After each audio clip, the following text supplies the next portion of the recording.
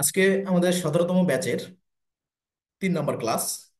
3 নম্বর ক্লাসে আজকে আমরা কোম্পানি ইনফরমেশন সেটিং এর যে বিষয়গুলো বাকি ছিল সেইগুলো আমরা জানবো। পাশাপাশি আমরা একটা ওভারভিউ করে আসবো যে গত ক্লাসে আমরা কি কি শিখছিলাম।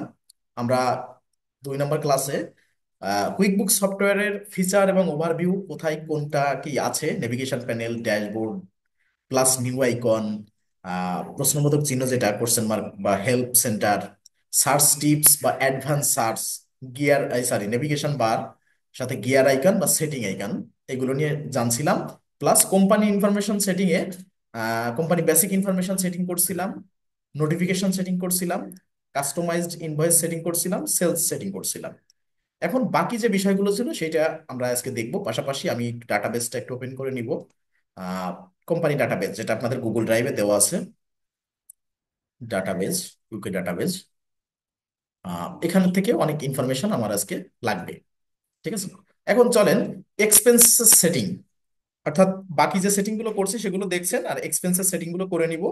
আমাদের এক একটা বায়ারের রিকোয়ারমেন্ট এক এক রকম হতে পারে, এবং তাদের আহ, কি কি সেটিং করতে হবে তারা এরকম ফাইল আপনাকে দিবে। কখন দিবে?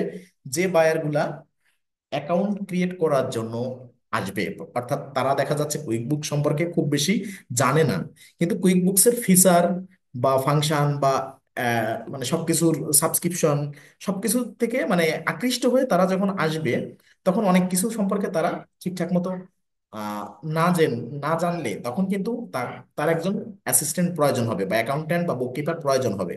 কাজেই সে চাইবে মানে অনেকে জানবে আবার অনেকে জানবে না। যারা জানে তারা খুব বেশি অ্যাকাউন্ট বা কোম্পানি সেট আপের কাজ আপনাকে নাও দিতে পারে। আর যারা জানবে না, ধরে নেন ম্যাক্সিমাম অনেকেই জানবে না, কারণ কুইক বুকস এর নতুন মানে তার ভিতরে বুঝবেন যে 70-80%ই কোম্পানি সেটিং টেটিং কিভাবে কি করতে হয়। অল্প দুই একটা কিছু সেটিং করতে পারে, কিন্তু ডিপলি সেটিং করতে হলে কোনো একজন অ্যাকাউন্ট্যান্ট বা বুককিপারকে হায়ার করা লাগবে। তা সেক্ষেত্রে আপনি প্রথম যখন কাজ পাবেন যে কোম্পানি সেটিং নিয়ে, সেখানে কিন্তু আপনার ইনডেপথ নলেজ থাকতে হবে যে কিভাবে কোনটা সেটিং করে। তো আমরা এটা দেখাচ্ছি একটা ডাটাবেজের আলোকে, আপনাকেও আপনার বায়ার যেমন ডাটাবেজ দিবে, এটা জাস্ট একটা এক্সাম্পল, একটা একটা প্রতিষ্ঠানের ডাটাবেজ, কিন্তু আপনার বায়ার যেমন আপনাকে ডাটাবেজ দিবে সেই অনুযায়ী আপনি সেই সেটিং গুলো করবেন। কিন্তু শিখতেছেন আপনি একটা দিয়ে, একটা দিয়ে না শিখলে তো আপনি রিয়েল ডাটাবেস দিয়ে করতে পারবেন না। তো আমরা যে কোনো একটা বায়ারের ডাটাবেস দিয়ে দেখতেছি, সেগুলো চলে না, আমরা পরবর্তী ধাপে চলে যাই কি কি আছে এখানে। এক্সপেন্সেস সেটিং এ আমরা কুইক বুকসের গিয়ার আইকন বা সেটিং আইকনে ক্লিক করব। এইটার আন্ডারে যে ইওর কোম্পানির আন্ডারে দেখেন অনেক কিছুই আছে। আমরা এইখানে যেমন প্লাস নিউ আইকনে দেখছিলাম, আবার এখানে দেখছিলাম, দেখবেন ঘুরে ফিরে প্রত্যেকটা টুলস আমরা কাজ করব, এমন কোনো টুলস থাকবে না যেখানে আমরা কাজ করব না, প্রত্যেকটা আমরা জানবো। এখন গিয়ার আইকন বা সেটিং আইকনে ক্লিক করার পর এই যে ইওর কোম্পানি, এইটার আন্ডারে অ্যাকাউন্ট অ্যান্ড সেটিং, মানে এই প্রতিষ্ঠানের যত সেটিং আছে সব কিন্তু ওই এক জায়গায়, অ্যাকাউন্ট অ্যান্ড সেটিংস।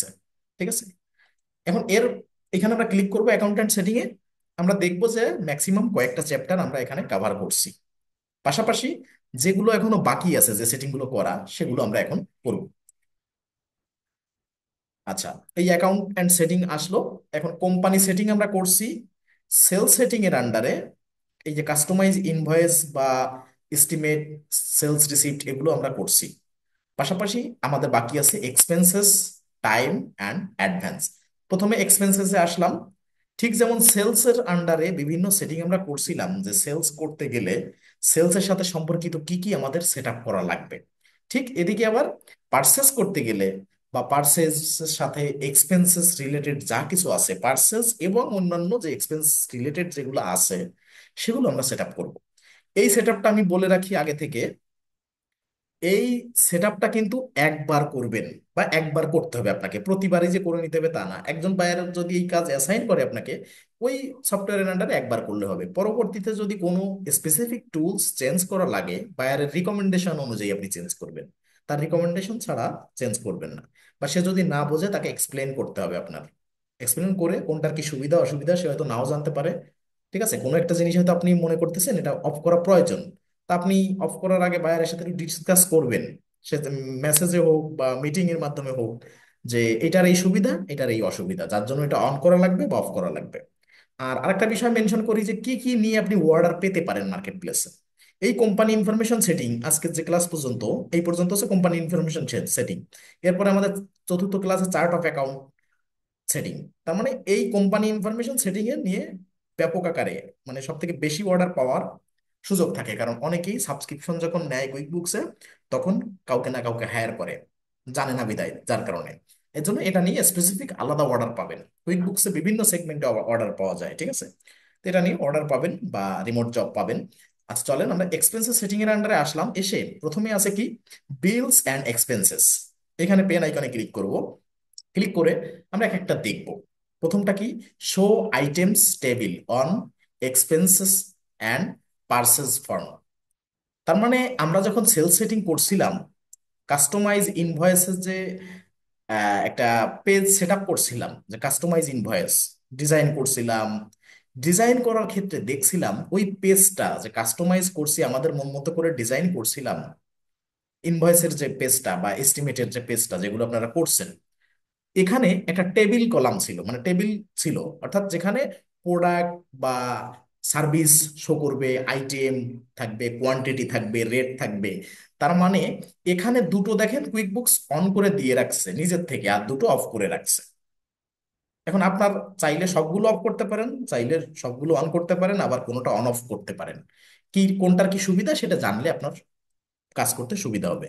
ঠিক যেমন সেলস ফর্মে ইনভয়েসে যেমন আপনার টেবিলটা ছিল, আসলে সেলস এর ক্ষেত্রে আমার যেমন টেবিলটা থাকলে কি হচ্ছে, আমার প্রোডাক্ট বা সার্ভিস বা এর কোয়ান্টিটি, অ্যামাউন্ট, রেট সবকিছু স্পেসিফিক ভাবে টেবিল আকারে দেখাচ্ছে। তা আপনি পার্সেসের ক্ষেত্রে বা এক্সপেন্সের ক্ষেত্রে টেবিলটা চান কিনা, যদি চান, কুইক বুকস বলতেছে যে আপনি এটা অন রাখেন, তার জন্য ওরা অন করে রাখছে যে আমি এখানে টেবিলটা শো করাতে চাই, item table on expense and purchase form. Purchase ফর্মে আইটেম টেবিল এবং টেবিলটা শো করাতে চাই এক্সপেন্স এবং পার্সেস ফর্মে, ঠিক আছে? এটা অন আছে, আপনার যদি অফ থাকে আপনি অন করে দিবেন, এটা প্রয়োজনীয় আমাদের। এরপরে নিচেরটা, show tags field on expense and purchase form. বিভিন্ন ট্যাগ যদি আপনি ইউজ করতে চান, আলাদা কোটেশন মার্ক করতে চান, এই ধরনের যে ট্যাগ ইউজ করার ক্ষেত্রে আপনি যদি মনে করেন না আমি কোনো ট্যাগ ইউজ করব না, আমি অফ করে রাখতে পারি। তা কুইক বুকস প্রিফার করতেছে এটা আমরা ওয়ান রাখি। এরপর আছে কি, tracks expenses and items by customer. এইটা বোঝাতে কি, যে এক্সপেন্স, কোনো এক্সপেন্স যদি করা হয় এবং সেটা যদি কোনো আলাদা কাস্টমারকে অ্যাসাইন করা হয়, ধরেন কোনো একটা আইটেম আপনি পারচেস করছেন, কার কাছ থেকে, আপনার সাপ্লায়ারের কাছ থেকে, সেইটা আবার অন্য আলাদা কাস্টমারকে অ্যাসাইন করে দিচ্ছেন। যে আপনি সাপ্লায়ারের কাছ থেকে কিনে আবার আলাদাভাবে কাস্টমারকে অ্যাসাইন, অন্য কোনো কাস্টমারকে আপনার অ্যাসাইন করে দিচ্ছেন। একটা উদাহরণস্বরূপ আমরা বিষয়টা ক্লিয়ার হই। ধরেন আপনি চাল বিক্রি করেন, চালটা ঢাকায় বিক্রি করেন আপনি, কাদের কাছে বিক্রি করেন, আপনার ধরেন 20 জন কাস্টমার আছে। আপনার চালটা আপনি আমদানি করেন কোথা থেকে, দিনাজপুর থেকে, কথার কথা, মানে উদাহরণস্বরূপ বোঝালে সহজ হবে। এখন দিনাজপুর থেকে চালটা ঢাকায় আনেন ট্রাক যোগে, পরিবহন যোগে। এরপরে আপনি আপনার কাস্টমারদের ডিস্ট্রিবিউশন করেন, তারা আপনার প্রতিষ্ঠান থেকে কিনে নেয়। এখন দেখা যাচ্ছে যে আপনার কোনো একটা কাস্টমার আছেন সিলেট। এখন আপনার ওই কাস্টমারকে মানে তার কাছে চাল বিক্রি করা লাগবে। এখন সে বলতেছে যে আমার তো ইমার্জেন্সি লাগবে, আমার তো ইমার্জেন্সি লাগবে, আপনি যদি 2-1 দিনের ভিতরে পাঠাতে পারেন, কিন্তু আপনার স্টকে নাই, আপনার স্টকে এখন সিলেট পাঠানোর মতো সেরকম মানে কোয়ান্টিটি নাই। এখন কি করতে পারেন আপনি, আপনার সাপ্লায়ার মাধ্যমে তো কিনে আনতেছেন দিনাজপুর থেকে, ধরেন আপনার একটা গাড়ি আসতেছে ঢাকার উদ্দেশ্যে। এখন যদি আপনি সেই আহ, আপনার সাপ্লায়ারের ওইখানে এন্ট্রি করে দেন এইভাবে, যে আপনার এখান থেকে একটা মেইল করে দেন যে আমার এই কাস্টমার বরাবর আমি আমি আমার প্রোডাক্টটা যেন পৌঁছে যায়, আপনি যে আমার আমার এই পর্যন্ত ঢাকা পর্যন্ত প্রোডাক্টটা পাঠাবেন, তা পথে আসার পথে এইখানে আপনি 2 টন চাল দিয়ে আসবেন। বুঝেন ব্যাপারটা? এখন এইটা তো আপনি একটা মেইল করলেন বা যে কোনো ভাবে আপনার সাপ্লায়ারকে অবগত করলেন। এখন আপনি আপনার এখানে কুইক বুকসে যখন সেটা এন্ট্রি করবেন, সেটা কিভাবে করবেন, ট্র্যাক এক্সপেন্সেস এন্ড আইটেমস, অর্থাৎ এই এই যে যে কলামের আন্ডার এটা যদি ওয়ান রাখেন, তাহলে কি করতে পারবেন, সাপ্লায়ারের কাছ থেকে প্রোডাক্টটা সরাসরি কাস্টমারকে অ্যাসাইন করতে পারবেন, যেমনটা উদাহরণের সাথে আমরা জানলাম। কিন্তু এটা যদি ওয়ান না রাখেন, তাহলে কোনো এক্সপেন্স বা কোনো আইটেম এই আপনার সাপ্লায়ারের মাধ্যমে যেটা হচ্ছে সেটা আপনি ডিরেক্ট কাস্টমারকে অ্যাসাইন করতে পারতেছেন না। এই জন্য এটা অন করে রাখবো, যাতে আমরা ভবিষ্যতে এই সুযোগটা বা এই ফিচারটা কাজে লাগাতে পারি। এরপরে আসি পরের অপশনে, make expenses and items Bilawal. এখন দেখা যাচ্ছে যে আপনি কাস্টমারকে অ্যাসাইন করলেন কিন্তু বিলাবল করলেন না। এটা তো কেমন হয়, যে এক্সপেন্স এবং আইটেম যেগুলো আপনি আহ, এটা সংগঠিত হচ্ছে প্রতিষ্ঠানে, সেটা বিলাবল না করলে তো ব্যাপারটা ভালো হয় না। ঠিক আছে, এখন আমি এখানে ওপেন করে রাখবো, যেটা বিলাবল করব, আমি এক্সপেন্স এবং আইটেমকে বিলাবল করব। বিলাবল করলে দেখেন নতুন একটা পপ আপ আসছে, দেখেন অফ করবেন, পপ আপটা নাই। আমি অন করলাম, তার মানে আমি চাচ্ছি আমার এক্সপেন্স এবং আইটেমকে বিলাবেল করতে, এই জন্য টিকমার্ক উঠালাম। এখন বিলাবেলের সাথে আরো কিছু সম্পর্কিত বিষয় আছে। কি আছে? মার্কআপ। মার্কআপ ব্যাপারটা আমরা অনেকেই জানি, অনেকেই জানি না। বিষয়টা হচ্ছে যে মার্কআপ, দেখেন কি লেখা আছে, markup with default rate of, একটা পার্সেন্টেজ দেওয়া আছে। এখানে ব্যাপারটা হচ্ছে কি, ধরেন আমি চাল, আমি ওই যে যে যে উদাহরণটা দিলাম যে দিনাজপুর থেকে চাল আসবে সিলেটে, আমার একজন কাস্টমারকে আমি অ্যাসাইন করলাম কাস্টমারের কাছে, অর্থাৎ আমার সাপ্লায়ারকে বলে দিলাম যে আমার ওইখানে একটা কাস্টমারকে 2 টন চাল ওখানে তার অ্যাড্রেসে পৌঁছে দিয়ে আসবেন। এখন ব্যাপারটা হচ্ছে, আমি যদি এখানে একটা পার্সেন্ট রাখি যে চাল 2 টন চাল কাস্টমারকে দেওয়া হয়েছে, এখন এখানে যদি কোনো একটা মার্কআপ পার্সেন্ট ধরে দিই যে 2 টন চালে আমার প্রফিট মার্জিন বা প্রফিট থাকবে 20%, এখন এই 20%টা যদি এখানে টিক মার্ক মানে সরি এখানে লিখে দিই, আগে দিতে হবে তাহলে মার্কআপে টিক, টিক মার্ক দিলাম, এবার কিন্তু পার্সেন্টটা দেওয়া শো করবে। মার্কআপে এইখানে টিক মার্ক না দিলে কিন্তু এটা শো করবে না, তার মানে আপনি মার্কআপ নাও করতে পারেন। একটা ডিফল্ট রেট, ধরে নেন কোনো প্রোডাক্টে, আপনার যতগুলো নিয়ে প্রোডাক্ট নিয়ে কাজ করেন, সেখানে যদি সব প্রোডাক্টে আপনি 20% করে প্রফিট করেন, মানে একটা নির্দিষ্ট পার্সেন্ট প্রফিট করেন, ধরেন 5টা প্রোডাক্ট বিক্রি করেন, সেক্ষেত্রে আপনি নির্দিষ্ট পার্সেন্ট দিতে পারেন। কিন্তু যদি আপনার এমন হয় যে আপনার প্রতিষ্ঠানে 5টা প্রোডাক্টে কোনোটায় 30% প্রফিট মার্জিন রাখেন, কোনোটায় 20%, কোনোটায় 15%, কোনোটায় 10%, তাহলে কিন্তু এই মার্কআপের টিকমার্ক দিলে এখানে যদি ফিক্সড একটা দিয়ে দেন, সেটা কিন্তু মানে উল্লেখযোগ্য বা যথাযোগ্য হলো না, সঠিক হলো না। সব ক্ষেত্রে 20% অ্যাপ্লাই হয়ে যাবে তখন। কিন্তু আমরা এখানে জিরো দিয়ে দিব, মার্কআপ করব, মার্কআপ করব ডিফল্ট রেটের সাথে জিরো। এখানে জিরো দিলে হবে কি, মার্কআপ তো ওপেন হবে, পাশাপাশি যে ক্যাটাগরির প্রোডাক্টের আমার মার্কআপ পার্সেন্ট, কোনোটা 10%, কোনোটা 20%, তখন আমার প্রতি সময় আমি মার্কআপ যখন করব, বিলাবল করলে মার্কআপের অপশনটা আসবে, তখন আমি কোনটায় কত পার্সেন্ট স্পেসিফিক ভাবে সেখানে যে দিতে পারবো। কিন্তু এখন 20% দিলে সব প্রোডাক্টে 20% অ্যাপ্লিকেবল হয়ে যাবে। ঠিক আছে, যার কারণে এখানে জিরো দিয়ে রাখবো, দিলাম।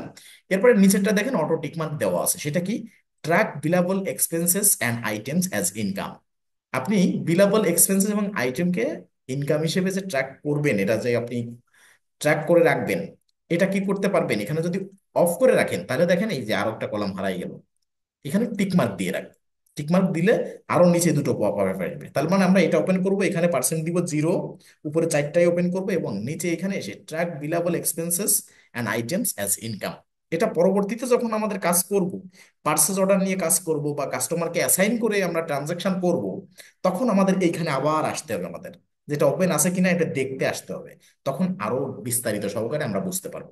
এখন শুধু দেখি সেটিং আমরা কি অন রাখবো কি অফ রাখবো। ঠিক আছে, দেখলাম। এবার এখানে টিকমার্ক দেওয়া থাকবে, track billable expenses as a item as income, দিলাম। এটা ওপেন করে এরপরে এটা আপনি কিভাবে দেখাতে চাচ্ছেন যে বিলেবল এক্সপেন্স এন্ড আইটেমকে অ্যাজ এ ইনকাম হিসেবে দেখাবেন, এটা কি ইন এ সিঙ্গেল অ্যাকাউন্টে দেখাবেন নাকি ইন এ মাল্টিপুল অ্যাকাউন্টে দেখাবেন? ইন মাল্টিপুল অ্যাকাউন্টে দেখালে দেখা যাচ্ছে যে আপনার ওর থেকে এইটা একটু সুশৃঙ্খল ভাবে দেখা যাবে যে ইন এ সিঙ্গেল অ্যামাউন্ট। ঠিক আছে, সিঙ্গেল অ্যাকাউন্ট, সিঙ্গেল অ্যাকাউন্টে কিন্তু আপনি টিকমার্কটা দিয়ে দিবেন যে আমি প্রত্যেকটা আহ, মানে সে বিলেবল এক্সপেন্স এবং আইটেমের যে ইনকাম সেটা ট্র্যাক করতে চাই সিঙ্গেল লাইনে, তাহলে প্রত্যেকটা আলাদা আলাদা লাইনে আপনি এর রেকর্ড করতে পারবেন। তো আমরা সিঙ্গেল লাইনে উল্লেখ করব। এবার ডিফল্ট বিল পেমেন্ট টার্ম, দেখেন আমরা যখন সেল সেটিং করছিলাম সেখানে একটা টার্ম দিছিলাম ডিফল্টে, কি দিছিলাম, নেট 30। নেট 30 বলতে আমি যখন কোনো ইনভয়েস করব, কোনো কাস্টমারকে আমি প্রোডাক্ট সেল করব বাকিতে, তখন টার্ম থাকবে নেট 30, ডিফল্টে একটা থাকবে। তার মানে যে সবার ক্ষেত্রে নেট 30, ব্যাপারটা কিন্তু তা না। ডিফল্টে আমি একটা রাখবো, পাশাপাশি আমি যখন কাউকে নেট 15, অর্থাৎ 15 দিনের শর্তে বাকিতে বিক্রি করতেছি, সেইটাও আমি রেকর্ড করতে পারবো, 30 জায়গায় 15 করে দিতে পারবো। আবার যাকে আমি 60 দিনের জন্য বিক্রি করতেছি নেট 60, তার ক্ষেত্রেও কিন্তু আমি দিতে পারবো। মানে যেটা দিয়ে দিচ্ছি ডিফল্টে, মানে ডিফল্টে দেওয়া মানে কি, সবার ক্ষেত্রে ওইটা আগে শো করবে, পরে আমি চেঞ্জ করতে পারবো। ঠিক আছে? তো দেখা যাচ্ছে ম্যাক্সিমামের ক্ষেত্রে যে 80%, আপনার যত কাস্টমার তার 80%, আপনার ইনভয়েস করতে গেলে তাদের সাথে নেট 30% লাগে। তাহলে আপনি ডিফল্ট ওটা রাখলে শুধুমাত্র ব্যতিক্রমী জায়গায় আপনি 30 জায়গা চেঞ্জ করে দিবেন। ঠিক এক্ষেত্রেও এরকম, যে বিল, সরি, ডিফল্ট যে বিল পেমেন্ট টার্ম, এটা যদি আপনি সেট করে দেন যে আপনি আপনার যে সাপ্লায়াররা আছে তাদেরকে যে বিলটা পেমেন্ট করবেন তার একটা টার্ম নেট 30 এখানে উল্লেখ করে দিলেন, এটা ডিফল্টে থাকবে। আবার কাউকে 15 দিনের জন্য মানে পেমেন্ট করবেন এই শর্তে যেটা থাকবে, সেগুলো কিন্তু আপনি চেঞ্জ করে দিতে পারবেন। মানে ডিফল্টে জাস্ট একটা সেট করে রাখতে হবে, পরবর্তীতে একটা ক্লিক করেই কিন্তু আমার চেঞ্জ করা যাবে। এখন যদি ধরেন এখানে আমি আর একটা রেট অ্যাড করতে চাচ্ছি, তাহলে আমি কি করবো, অ্যাড নিউতে যে ক্লিক করে কি করব, এখানে নাম দিব। ধরেন আহ 90 দিন দেওয়া আছে কিনা আমি আরেকবার দেখে আসি। এখানে কতদিন কতদিন দেওয়া আছে, 45, 30, 45, 60, 90 দিন নাই। এখন দেখলেন কারোর সাথে কোনো বায়ারের সাথে, মানে আপনার কোনো সাপ্লায়ারের সাথে নেগোসিয়েশন আছে, তাকে আপনি 90 দিনে পে করবেন। আমি এখানে লিখে যদি দেই নেট 90, দিয়ে ডিউ ডেটস দিয়ে কত, 90 দিয়ে দিলাম, দিয়ে সেভ। এখন দেখেন, ও সরি, ওটা তো দাগ দেওয়া হয়নি, একদম গায়ে গায়ে হয়ে গেছে, মানে একটু স্পেস দেওয়া হয়নি। যাক, নেট 90 আমি বুঝতে পারলে হচ্ছে, বা আপনারা বুঝতে পারলে হচ্ছে নেট 90। ঠিক আছে? যেমন এখানে দেওয়া ছিল যে নেট 45, এরকম। যদি আপনি অ্যাড করতে চান অ্যাড নিউতে, যে সেটা টার্মটা অ্যাড করতে পারবেন। তা আমরা চাচ্ছি ডিফল্ট বিল পেমেন্ট টার্মে থাকবে 30, নেট 30 দিলাম, দিয়ে সেভ। তাহলে এতটুকু কিন্তু বিলাবেলে গেল। এরপরে পার্সেস অর্ডার, এখন দেখেন ওয়ান আছে, অনেকের ওয়ান নাও থাকতে পারে, অফ থাকতে পারে। ঠিক আছে? অনেকের অফ থাকতে পারে। এখন বিষয়টা হচ্ছে যে আমার যদি অফ থাকে, আমি এখানে পেন আইকনে যাব, শুধু যে ওয়ান থাকবে, দেখেন এখানে যে শুধু যে ওয়ান আছে তার জন্য যে আমাদের দেখলাম এটা ওয়ান আছে, তাহলে আমার কিছু করার নাই, ব্যাপারটা এরকম না।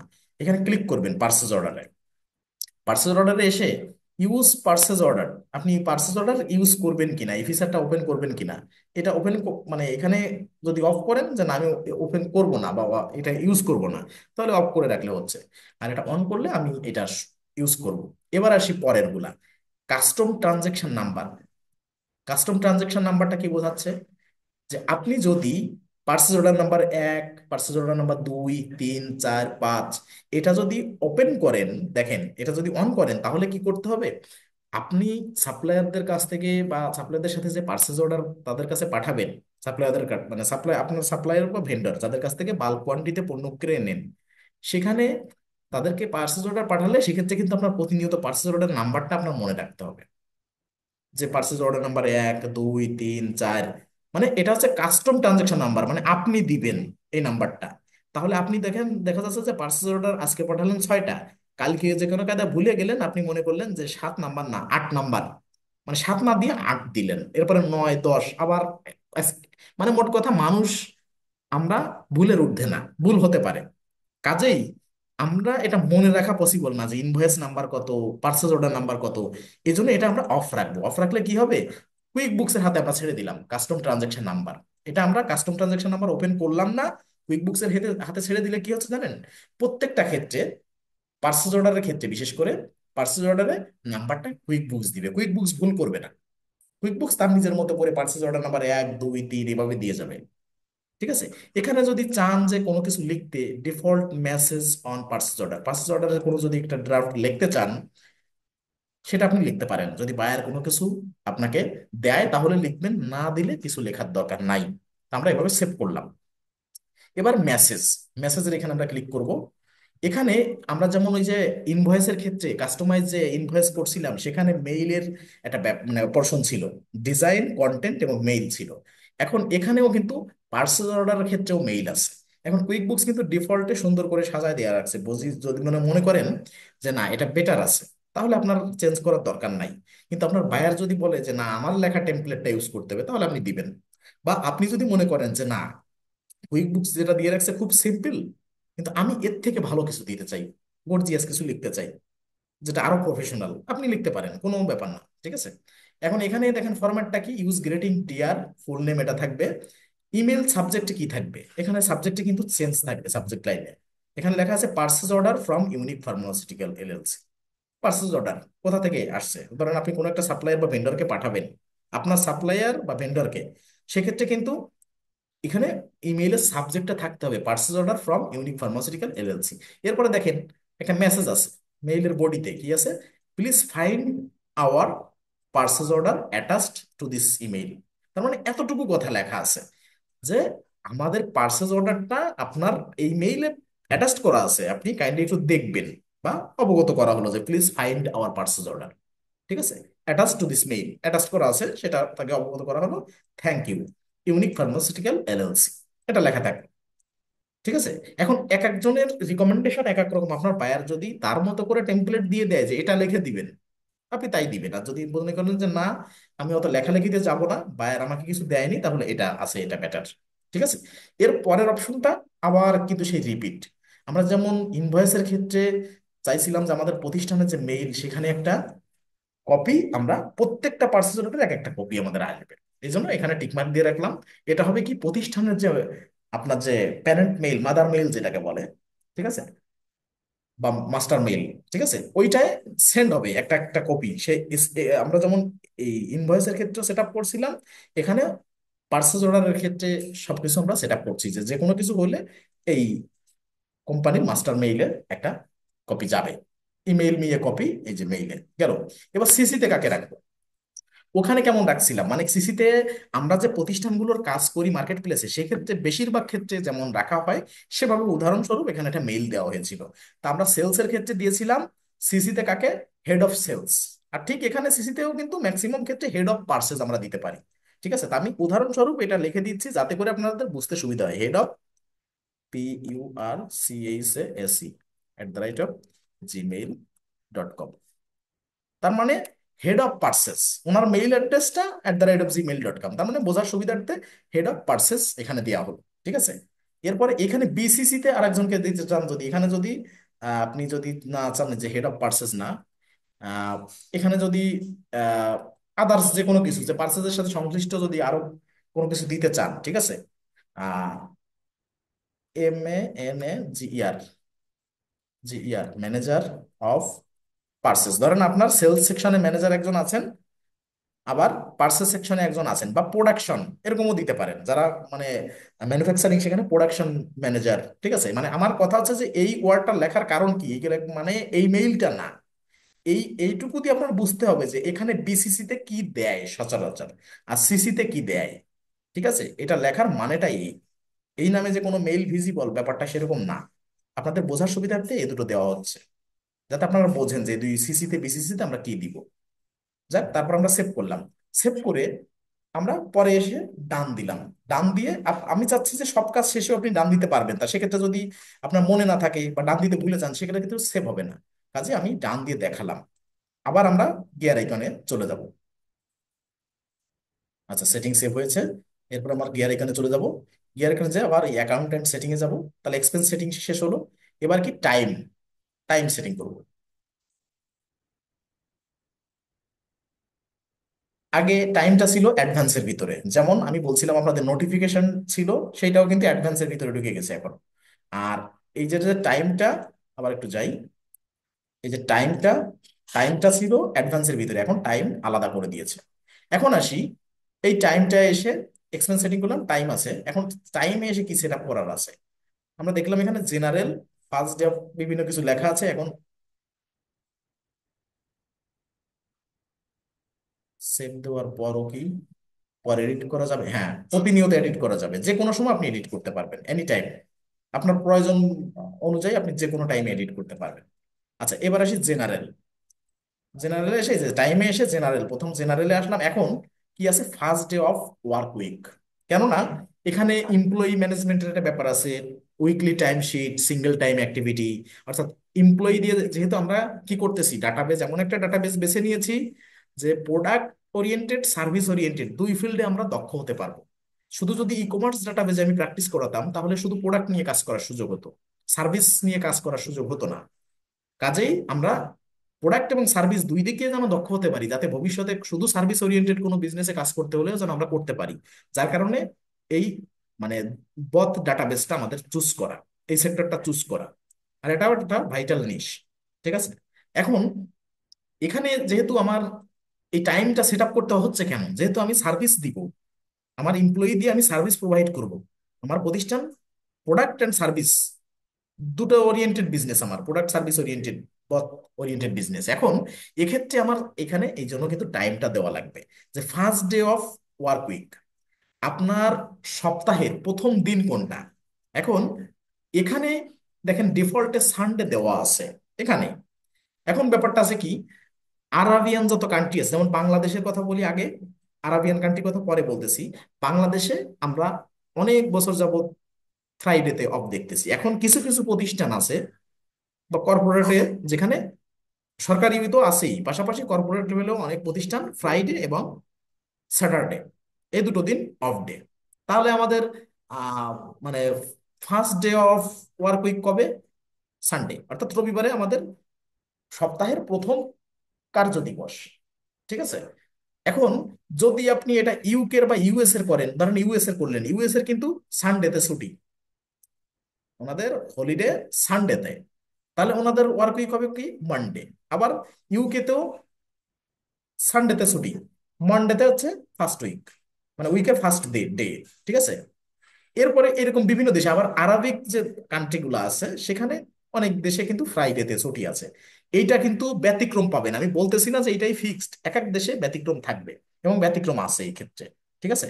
কাজেই আপনাদের ওই বায়ার ওইখান থেকে জেনে, তার কাছে জেনে তারপরে দিতে হবে। তা আমরা ধরেন ইউকে ডাটাবেজে করতেছি, আমরা দিলাম যে সানডেতে আমাদের পাবলিক হলিডে, মানডেতে হচ্ছে আমাদের ফার্স্ট ডে অফ উইক।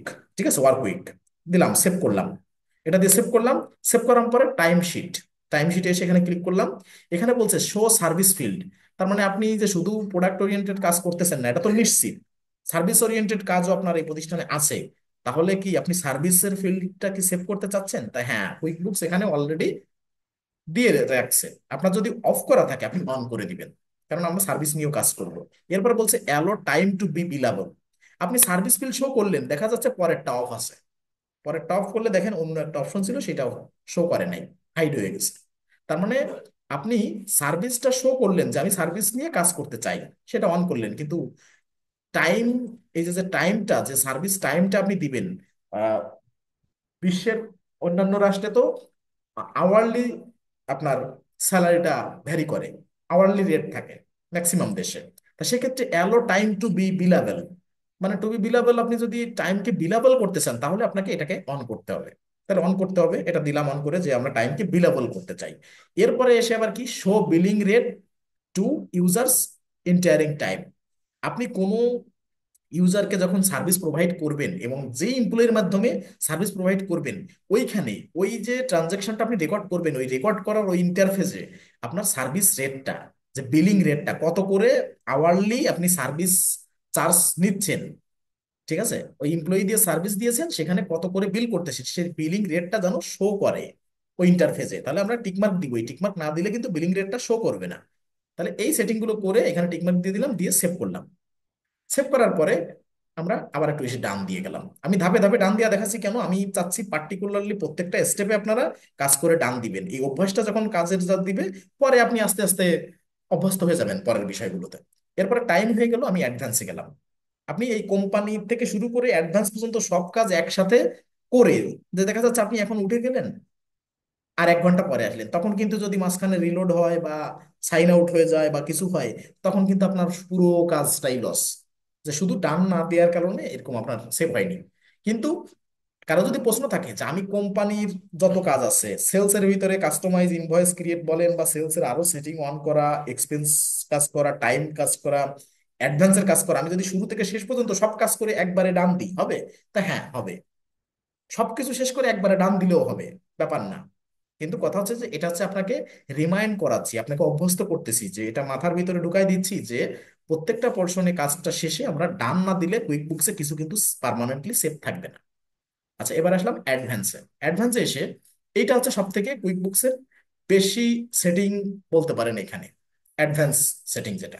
এখন প্রথমে আসি, প্রথমে এসে পেন এখানে ক্লিক করি।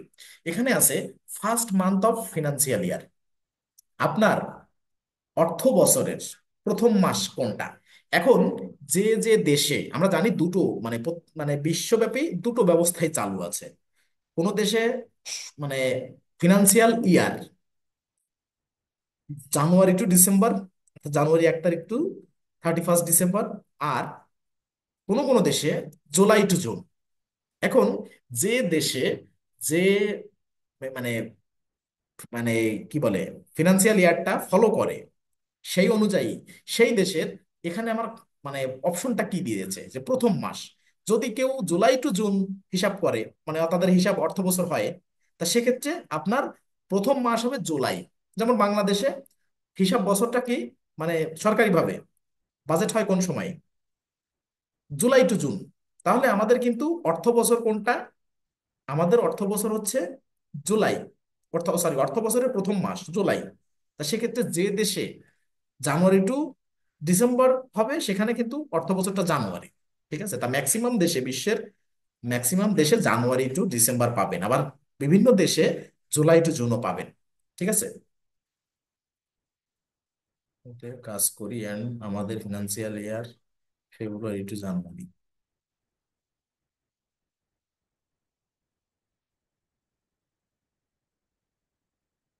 আচ্ছা আচ্ছা, ইউএসএ কোম্পানি ফেব্রুয়ারি টু জানুয়ারি। আচ্ছা, ব্যাপার হচ্ছে কি, ইউএসএ এর ব্যাপারগুলো বলি, ট্যাক্স বলেন বা আদার্স অনেক ইস্যু বলেন, ইউএসএ তে এক একটা স্টেটের সাথে এক একটা স্টেটের রুল রেজুলেশন আলাদা। আপনি হয়তো জানেন বিষয়টা, যে একটা স্টেটে কোনো কোনো স্টেটে কোয়ার্টারলি ট্যাক্স রিটার্ন সাবমিট করতে হয়, কোনো স্টেটে 6 মাসে সাবমিট করতে হয়, কোনো স্টেটে ইয়ারলি। এর বৈচিত্র্য মানে সব জায়গায় আছে, শুধু ইউএসএ না, ইউএসএ বিভিন্ন স্টেটে আলাদা আলাদা আছে, আবার ইউকে তেও আলাদা আলাদা আছে। ঠিক আছে, এই বৈচিত্র্যতা সব জায়গায় আছে, তবে ইউএসএ এই বৈচিত্র্যতার একটু বেশি। ঠিক আছে, কাজেই ধরেন এখন আমরা আসি, ধরেন আমরা যে ইউকে তে কাজ করতেছি, আমাদের ডাটাবেজে ফিনান্সিয়াল ইয়ার জানুয়ারি, ঠিক আছে, জানুয়ারি টু ডিসেম্বর হবে, তাহলে আমরা এখানে আমাদের ফিনান্সিয়াল ইয়ার দিলাম।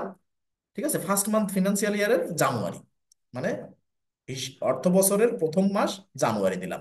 এরপরে ফার্স্ট মান্থ অফ ট্যাক্স ইয়ার। ঠিক আছে, এখন এখানে ধরেন এই যে অর্থ বছরের প্রথম মাস যেটা হবে সে ফার্স্ট মান্থ অফ ট্যাক্স ইয়ার, মানে ট্যাক্স মানে রিটার্নের কিন্তু না, ট্যাক্স কবে থেকে মানে ওই বছরের কোন মাস থেকে আপনার ট্যাক্সটা কাউন্ট করা হবে। তাহলে যেটা আমার জানুয়ারি দেওয়া আছে এখানে আমি জানুয়ারি দিতে পারি, কিন্তু আবার আরেকটা অপশন রাখছে যে সেম অ্যাজ ফিনান্সিয়াল ইয়ার, তাহলে আমি এটা দিয়ে দিলাম। ঠিক আছে, সেম অ্যাজ ফিনান্সিয়াল ইয়ার দেওয়া মানে জানুয়ারি, আর এখানে শুধু জানুয়ারিও আছে। ঠিক আছে, দিলাম। এরপরে আছে অ্যাকাউন্টিং মেথড। অ্যাকাউন্টিং মেথডে যাই, অ্যাক্রুয়াল একটা ক্যাশ।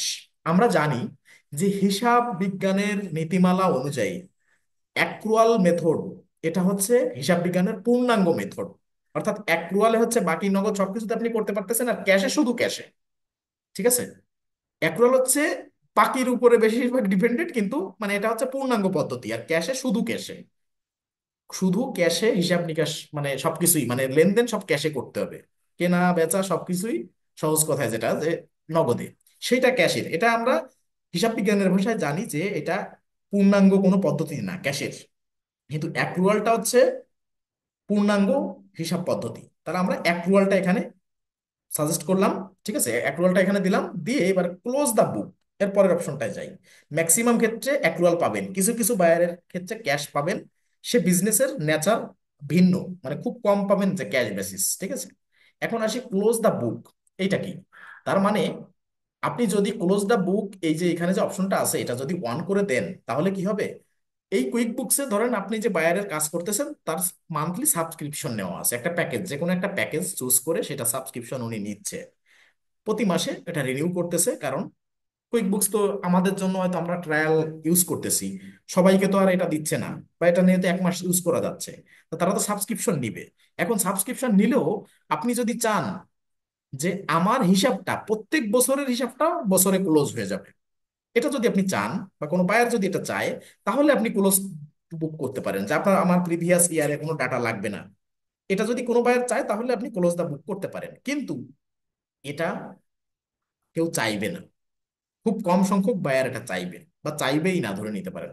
কারণ কি, প্রিভিয়াস অনেক ইয়ারের ডাটা লাগে, প্রিভিয়াস অনেক ইয়ারের লেনদেন মানে সবই যে মানে বছর শেষে পেইড হয়ে যায় সবই মানে ওপেন অবস্থায় যে কিছু থাকে না, বা ওভার ডিউতে যে কিছু থাকে না, ব্যাপারটা কিন্তু এরকম না। ওভার ডিউতেও থাকে, লেনদেন কম বেশি থাকে প্রিভিয়াস ইয়ারের। ইভেন 5 বছর 7 বছর বিগত মানে ডাটা দেখতেও হয় অনেক সময় বিভিন্ন কারণে। ঠিক আছে, রিপোর্ট জেনারেট করতে হয়, মানে বাজেট করতে হয়। ঠিক আছে, ইয়ার টু ইয়ার কম্পারিজন করে বাজেট করারও ব্যাপার আছে। এখন এই যে ব্যাপারগুলো, এইগুলো যদি আপনি প্রত্যেক বছর যে যদি চান যে আমার জানুয়ারি টু ডিসেম্বর আসবে, যে ডিসেম্বরের 31 তারিখে আমার প্রিভিয়াস ইয়ারের, যেমন 2024 সাল গেল, 2024 সালের আমি যদি এরকম সেটিং করে রাখতাম যে 2024 সালের ডিসেম্বরের 31 তারিখে আমার এই বুকটা ক্লোজ হয়ে যাবে, তাহলে কিন্তু আমি 24 সালের প্রিভিয়াস ডাটাতে সহজে যাইতে পারতাম না, যাইতে পারতাম। রিকোয়ারমেন্ট গুলো এবার দেখেন। তা ম্যাক্সিমাম বায়ার এই ক্লোজ দা বুক এটা করবে না। কিন্তু যদি আপনার করতে হয়, সেক্ষেত্রে কি কি আমাদের বাধা বিপত্তি সামনে আসতে পারে? ধরেন আমরা ক্লোজ দা বুক আমরা অফ রাখবো, কিন্তু যদি অন করি তাহলে কি কি প্রতিবন্ধকতা? কাজ তো আপনার শিখতে হবে। এটা অনেক ক্লিক করলাম, ক্লিক করলে এখানে বলবে ক্লোজিং ডেট, কবে ক্লোজ করতে চান। তা ধরে নেন আমরা ডিসেম্বর, এই যে যেটা গেল 31 ডিসেম্বর 2024 চলে গেল, আমরা চাচ্ছি 31 ডিসেম্বর 2025 আমরা এই বুকটা ক্লোজ করে দিব। মানে এই হিসাবের বই এই বছরের জন্য, মানে এই 25 সালে সারা বছরে যা হবে, 25 সালের 31 ডিসেম্বরে যে সেইটা আমরা ক্লোজ করতে চাচ্ছি। পরে আমরা 26 সালেরটা নিব, কিন্তু 25 সালেরটা আমাদের প্রয়োজন হবে না, বা আপাতত আমি ক্লোজ করতে চাচ্ছি। তাই যদি হয় তাহলে ধরুন ডেট দিতে হবে এখানে, ধরুন 2025 সালের এখানে জানুয়ারি আছে, আমি দিলাম ডিসেম্বরের 31 তারিখ, 25 সাল। ঠিক আছে, তার মানে আরো 1 বছর আমরা সময় পাচ্ছি। এখন এখানে অপশন দেখেন, দুটো যে কোনো একটা অপশন আপনার বেছে নিতেই হবে। ক্লিক করি দুটোই। প্রথমে বলছে aloe change after viewing a warning. তার মানে আপনি যখনই এইটা ওপেন করে, যে আমি ক্লোজ দা বুক ওপেন করলাম এবং একটা ক্লোজিং ডেট দিলাম, এই ক্লোজিং ডেটটা ধরেন আমি পার করে আসছি, ধরেন এখন 26 সাল সাপোজ, যে 25 সাল 31 ডিসেম্বর শেষ, আমার বুকটা ক্লোজ হয়ে গেছে। এরপরে যদি আমি আমার প্রিভিয়াস বছরের কোনো ডাটা দেখতে যেতে চাই, তা কুইক বুকস কি করবে, আমাকে ওয়ার্নিং দিবে। ওয়ার্নিং দিবে রেড আইকন দিয়ে, এখানে ওয়ার্নিং দিবে যে আপনি চাইলেই আপনার প্রিভিয়াস ইয়ারের ডাটা দেখতে পারবেন না। মানে আপনি ওয়ার্নিং দিবে, সে ওয়ার্নিং দেখবেন, তারপরে আপনি প্রত্যেকবার মানে প্রতিবার যদি আপনার প্রত্যেকটা মানে ডাটা খুঁজতে খুঁজতে যদি ওয়ার্নিং পাইতে হয়, ব্যাপারটা কেমন? আপনি অ্যাক্সেস করতে পারবেন, কিন্তু প্রত্যেকবার ওয়ার্নিং শো করবে। তো এটা তো প্রতিবার কাজের ক্ষেত্রে আপনি চাবেন না যে ওয়ার্নিং শো করুন। এটা তো প্রথম স্টেপ গেল। আর দ্বিতীয় স্টেপ কি, আরো কঠিন। Allow changes after viewing a warning and entering a password. দ্বিতীয়টাই কি, ওয়ার্নিং তো দিবে, সাথে সাথে আপনাকে প্রতিবার পাসওয়ার্ড দিতে হবে।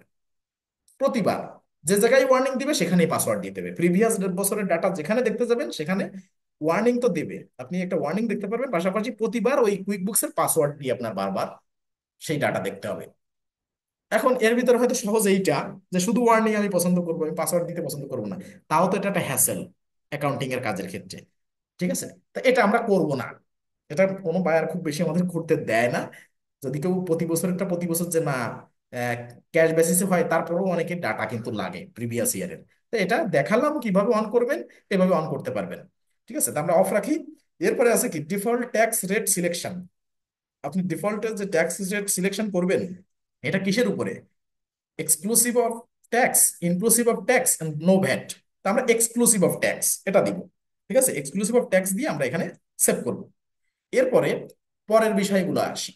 কনস্ট্রাকশন ইন্ডাস্ট্রি স্কিম, ইউকেতে, এটা ইউকের ক্ষেত্রে বিশেষ করে বেশি আসবে। এখানে ক্লিক করব। কনস্ট্রাকশন ইন্ডাস্ট্রিতে ধরেন বিশেষ করে রিয়েল এস্টেট বেস বিজনেস বা কনস্ট্রাকশন ইন্ডাস্ট্রি যদি হয়, সেখানে এর আন্ডারে একটা স্কিম আছে আলাদা। ঠিক আছে, যে কনস্ট্রাকশন ইন্ডাস্ট্রি স্কিম, সিআইএস সংক্ষেপে বলা হয়। তো এখানে যদি আমরা এখানে ক্লিক করি, এখানে দেখেন ইউটিআর নাম্বার চাইবে, এমপ্লয়িজ পে রেফারেন্স নাম্বার চাইবে, অ্যাকাউন্টস অফিস রেফারেন্স নাম্বার চাইবে। এই তথ্যগুলো দিলে আপনি এটা অ্যাড করতে পারবেন। তো যে বায়ারের এই কনস্ট্রাকশন ইন্ডাস্ট্রি স্কিম নাই, সে তো আপনাকে কোনো তথ্য তথ্য দিবে না। রিয়েল এস্টেটের কাজের ক্ষেত্রে আপনার এটা লাগবে। তা সেক্ষেত্রে বা কনস্ট্রাকশন ইন্ডাস্ট্রি নিয়ে যদি আলাদা কেউ কাজ করে, সেক্ষেত্রে যদি কোনো বাইরের আপনি কাজ পান, ইউটিআর নাম্বার, এমপ্লয়ার পেই রেফারেন্স নাম্বার এবং অ্যাকাউন্ট অফিস রেফারেন্স নাম্বার, এই তিনটা নাম্বার এখানে দিলে, এ দেখেন তিনটা নাম্বারের ডেমো ফরম্যাটও এখানে শো অফ করা আছে। তো এটা দিলে এখানে সেটা কানেক্টেড করতে পারবেন। ঠিক আছে, তো যেহেতু আমাদের বায়ার আমাদের প্রোভাইড করে নাই, বা এরকম খুব কম কাজ পাবেন শুধু ওই কনস্ট্রাকশন সেক্টর নিয়েই বা রিয়েল এস্টেটের নিয়েই, এইগুলো নিয়ে একটু দুই নিশে স্পেসিফিক আপনি এই সিআইএস করতে পারেন। তো এটা হচ্ছে যে তথ্যগুলো ইনপুট দিলে আপনার ওখান থেকে নিয়ে নিবে। এখন ফার্মাসিউটিক্যালের ডাটাবেজে তো আমরা সিআইএস স্কিমেরটা পাচ্ছি না। এরপর আসি making tax digital. Making tax digital এটা হচ্ছে আমাদের বাংলাদেশে যেমন জাতীয় রাজস্ব বোর্ড সমস্ত ট্যাক্স গুলো কালেকশন করে, ইউকেতে এইচএমআরসি এই দায়িত্বটা পালন করে সরকারের হয়ে। এইচএমআরসি একটা এজেন্সি, ট্যাক্স কালেকশন এজেন্সি, ঠিক আছে, ইউকেতে। সেই এইচএমআরসি আমাদের যেমন জাতীয় রাজস্ব বোর্ড যেমন, সেই রকমই কিন্তু এইচএমআরসিও ইউকে থেকে ট্যাক্সটা কালেকশন করে এজেন্সি বেস, ঠিক আছে। মানে আমাদের যেমন সরকারি, ওটা হচ্ছে এজেন্সি। দেখেন কি বলছে, যে connect to HMRC to start on top of your tax deadlines and submit digital VAT return. VAT return দেওয়ার ক্ষেত্রে আপনার যে ডিজিটাল যে এখানে এইচএমআরসির আলাদা আইডি আছে, বা যে তথ্যগুলো আপনার ট্যাক্স পে আইডি, এইগুলো দিয়ে ভ্যাট রেজিস্ট্রেশন আইডি, এগুলো এখানে দিয়ে কানেক্ট করতে হয়। এখন এটা এমন না যে আমি আন্দাজের পর একটা সংখ্যা দিয়ে দিলাম কানেক্ট হয়ে যাবে। আর যে কোনো বায়ারের তথ্য আমাদের কাছে দিয়ে রাখবে না, বা দিয়ে রাখলেও একটা কুইক বুকস এর আন্ডারে আমি একটা ট্যাক্স বা এই এই যে সাবমিট দিয়ে এইচএমআরসি যে আইডি একটা দিলে, ধরেন ওনার একটা অ্যাড করা আছে, আমি ওই আইডি দ্বিতীয়বার আর একটা অ্যাড করতে পারবো না যতক্ষণ ওনার ওইখান থেকে লগ ইন না হবে, কারণ ওটা পোর্টালে, এইচএমআরসির পোর্টালে লগ ইন হয়ে যায় ডিরেক্টলি, ঠিক আছে। এখন আমরা যখন একটা রিয়েল কাজের, যে এইচএমআরসি যখন ইউকে যে কোনো একটা বায়ারের কাজ করব, যে না তার ট্যাক্স আইডি দিয়েছে এবং সেটা আমাদের লাইভে কাজ করে দেখানো হচ্ছে, তখন এটা দিয়ে আমি ফ্রেশ করে দেখাবো। কিন্তু এখানে ওই ডাটা দিয়ে এখানে নিলে হবে না, কারণ ওই ডাটা দিয়ে আমাদের অলরেডি একটা, এখানে এই যে ডাটা, এই ডাটা দিয়ে অলরেডি একটা রেজিস্ট্রেশন করা। এখন আন্দাজের পরে আমি একটা সংখ্যা এখানে এমন না যে বসাই দিলাম হয়ে গেল, ঠিক আছে। তো এটা হচ্ছে যখন কোনো একটা ট্যাক্সের কাজ করব, মেকিং ট্যাক্স ডিজিটালে কাজ করব, তখন এইচএমআরসির এটা জাস্ট ফিল আপ করাটা দেখাবো। কিন্তু এর বাদেও আমরা ট্যাক্স যখন সেট আপ করবো, তখন আমরা বিষয়গুলো আরো ডিপলি বুঝতে পারবো ট্যাক্সের ক্লাসে। এবার আসি কোম্পানি টাইপ। কোম্পানি টাইপ যে যেটা দিছিলেন অ্যাকাউন্ট ক্রিয়েট করার সময়, সেটা কিন্তু এখানে শো করছে, দেখেন। এখানে প্রিমিয়ে ক্লিক করেন, যে partnership or limited liabilities company, আপনি যেটা দিয়েছিলেন সেটা এখানে শো করবে। এটা এখানে সেভ আছে, সেভ থাকুক, ওটা টাইপ নিয়ে খুব বেশি মাথা ব্যথার বিষয় না। এখন আসি চার্ট অফ অ্যাকাউন্ট। এখানে পিন আইকনে ক্লিক করব। এখন চার্ট অফ অ্যাকাউন্টটা কি? আপনি যেটাকে লেজার নামে চেনেন, হেড অফ অ্যাকাউন্ট নামে চেনেন, কুইক বুকসে কিন্তু সেইটাই চার্ট অফ অ্যাকাউন্ট। অর্থাৎ লেজারকে আলাদাভাবে চার্ট অফ অ্যাকাউন্ট হিসেবে এখানে দেখানো হয়েছে। নামটা চার্ট অফ অ্যাকাউন্টটা যা, হেড অফ অ্যাকাউন্টও যা, আবার লেজারও তাই। মানে এখানে লেজারের যেমন প্রত্যেকটা জিনিসের ব্যালেন্স দেখতে পারতেছেন, সবকিছুর ব্যতি রেখে আপনি প্রত্যেকটা বিষয়ে আপনি আপডেটেড থাকতে পারতেছেন, যে যে যে কোনো ব্যালেন্স আপনার কত কি থাকতেছে না থাকতেছে, ঠিক আছে। প্রত্যেকটা ট্রানজেকশনে হেডে, অর্থাৎ অ্যাকাউন্ট যে সামারি দেখতে পাচ্ছেন, ঠিক আছে, অ্যাকাউন্ট হিস্টোরি দেখতে পাচ্ছেন, ঠিক এখানেও কিন্তু সেম। মানে এখানে জাস্ট নামটা আলাদা, চার্ট অফ অ্যাকাউন্ট এখানে। এখন আমি কথা হচ্ছে যে চার্ট অফ অ্যাকাউন্ট আমি এর পরের ক্লাসে তখন আরো ডিটেলসে জানবো। এখন শুধু এটুকু জানি যে চার্ট অফ অ্যাকাউন্টে এনাবল অ্যাকাউন্ট নাম্বার, নাম্বারটা কি? Generally accepted accounting, sorry generally accounting accepted, sorry generally accounting accepted principal, অর্থাৎ গ্যাপ, গ্যাপের স্ট্যান্ডার্ড অনুযায়ী আলাদা নাম্বারিং করা যায়, যেটা আমাদের পরবর্তী ক্লাসে আছে, ঠিক আছে। এই যে এখানে, এখানে এই যে অ্যাসেটকে 1 দিয়ে, লায়াবিলিটিসকে 2 দিয়ে, ইকুইটিকে 3 দিয়ে, অল ইনকামকে 4 দিয়ে, আলাদা আলাদা সংখ্যা দিয়ে যাতে আর কি বোঝা যায় সবকিছুকে, সেইটা দিয়ে আমরা এখানে মানে একটা নাম্বার ওপেন করা যায়, যাতে আমি সহজে বুঝতে পারবো যে এটা কোন মানে ধরনের ট্রানজেকশন, ঠিক আছে। সেইটার আমার কথা হচ্ছে যে আগে নাম্বারটা এনাবেল করতে হবে। তা আমি নাম্বারটা এনাবেল করব, যে আমি চার্ট অফ অ্যাকাউন্টকে আলাদাভাবে স্পেসিফিক ভাবে আমি জানতে চাইবো, তার জন্য কি গ্যাপের স্ট্যান্ডার্ড অনুযায়ী আমি নাম্বারিং করব। নাম্বারিংটা করলে কি হবে, কোনো নাম্বারের আগে যদি 1 থাকে আমি অ্যাসেট, কোনো নাম্বারের আগে 2 থাকলে আমি লায়াবিলিটিস, 3 থাকলে ইকুইটি, এটা আমি কিন্তু ফাইন্ড আউট করতে পারবো, ঠিক আছে। তাই আমি যদি এই ইনাবেল নাম্বারটা এনাবেল না করি, তাহলে কিন্তু আমি এটা দেখতে পারবো না। তাকে নাম্বারটা এনাবেল করব, এবং নাম্বার এনাবেল করলে হবে না, আমি যে নাম্বার একটা দিলাম, অর্থাৎ প্রত্যেকটা চার্ট অফ অ্যাকাউন্টকে আলাদা নাম্বারিং করব। সহজ কথা, এই আপনার অ্যাকাউন্টের নেচার অনুযায়ী আলাদা আলাদা হেডে নাম্বারিং করব। এখন সেক্ষেত্রে আমার কি করতে হবে, আমার নাম্বারিং করলাম কিন্তু এখানে টিক মার্ক দিলাম না যে শো অ্যাকাউন্ট নাম্বার, আমি নাম্বারিং করলাম কিন্তু ওখানে আমার মেইন যে চার্ট অফ অ্যাকাউন্ট সেখানে শো করলো না, তাহলে কিন্তু ব্যাপারটা মানে শুধু নাম্বারিং করা শুধু শুধু হয়ে গেল। তা আমরা শো অ্যাকাউন্ট নাম্বার এখানেও টিক মার্ক দিয়ে যাব, যে এনাবেল অ্যাকাউন্ট নাম্বার, নাম্বারটা আমি এনাবেল করব এবং শো অ্যাকাউন্ট নাম্বারটা টিকমার্ক দিয়ে গেলাম। এরপরে যে অ্যাকাউন্টগুলো আছে এই অ্যাকাউন্টগুলো এইটাই সেম থাকবে, তার মানে চারটা চার্ট অফ অ্যাকাউন্ট এখানে দেওয়া আছে কুইক বুকসে। ডিফল্ট ভাবে ডিফল্ট ভাবে এটা সেট আপ করা আছে। যেমন শিপিং অ্যাকাউন্ট কোন হেডে দেখাতে চাচ্ছেন, শিপিং অ্যাকাউন্টকে কোন হেডে দেখাতে চাচ্ছেন, শিপিং অ্যাকাউন্ট এখানে শিপিং ইনকাম হিসেবে আছে। ডিসকাউন্ট অ্যাকাউন্ট ডিসকাউন্ট গিভেন নামে আছে। মার্কআপ ইনকাম অ্যাকাউন্ট মার্কআপ নামে দেখানো আছে। Bilawal expense income account Bilawal expense income নামে এখানে দেখানো আছে। এখানে আরো আছে, প্রত্যেকটা জায়গা আরো আছে। মানে এই যে যে চার্ট অফ অ্যাকাউন্ট গুলো, এগুলো কিন্তু কুইক বুকস ডিফল্ট দিয়ে রাখছে, অল্প কিছু এখানে দিয়ে রাখছে, অর্থাৎ নেচার অনুযায়ী দিয়ে রাখছে। আর আপনার বিজনেসের নেচার অনুযায়ী বাকিগুলো আপনি দিবেন, অ্যাড করবেন। মানে কমন যে ব্যাপারগুলো সব বিজনেসে, সেই ধরনের কিছু অ্যাকাউন্ট এখানে ডিফল্টে দিয়ে রাখছে। তা আমরা এই যা আছে এটা দিয়ে আমরা সেভ দিব। সেভ দিলে আরো একটু ডিটেলসে আমরা আগামী ক্লাসে জানবো যে চার্ট অফ অ্যাকাউন্ট কিভাবে সেট আপ করবো, কিভাবে ইম্পোর্ট করব, কোন নেচার অনুযায়ী কিভাবে চার্ট অফ অ্যাকাউন্ট কোনটা কোন হেডের আন্ডারে যাবে, সবকিছু আমরা ডিটেলসে দেখবো। ঠিক আছে। এবার ক্যাটাগরাইজ, ক্যাটাগরাইজে এখানে ক্লিক করি। ক্যাটাগরাইজ মানে এটা ওই ব্যাংক রিকনসিলিয়েশনের ক্যাটাগরাইজ না, এটা track classes and track locations. শুধু প্রশ্নবোধক চিহ্নের পরে আপনি এটা ক্লিক করেন, তার মানে এখানে যদি প্রোডাক্ট এবং সার্ভিস যাই বলেন আলাদা আলাদা ক্লাসিফাই করতে চান, সেটা হোক সিঙ্গেল প্রোডাক্টকে একটা ক্লাসের আন্ডারে নিতে চান, সেটা হোক গ্রুপ অফ প্রোডাক্টকে একটা স্পেসিফিক ক্লাসের আন্ডারে নিতে চান।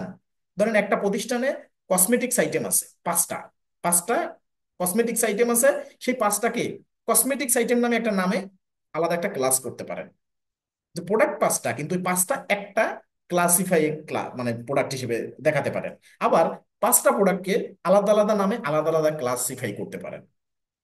এখানে বলছে কি add a class field on form so you can assign transaction to different segment like departments, locations and product lines. মানে সিঙ্গেল প্রোডাক্ট লাইন দিয়ে বা প্রোডাক্ট শুধু প্রোডাক্ট দিয়েও ক্লাস করতে পারেন, ডিফারেন্ট লোকেশনেও আপনি ক্লাস করতে পারেন, এবং ডিপার্টমেন্ট যে প্রোডাক্টের ডিপার্টমেন্ট রয়েছে, যেমন বললাম ওই যে কসমেটিক্স ডিপার্টমেন্ট একটা, গ্রোসারি আলাদা, তারপরে আপনার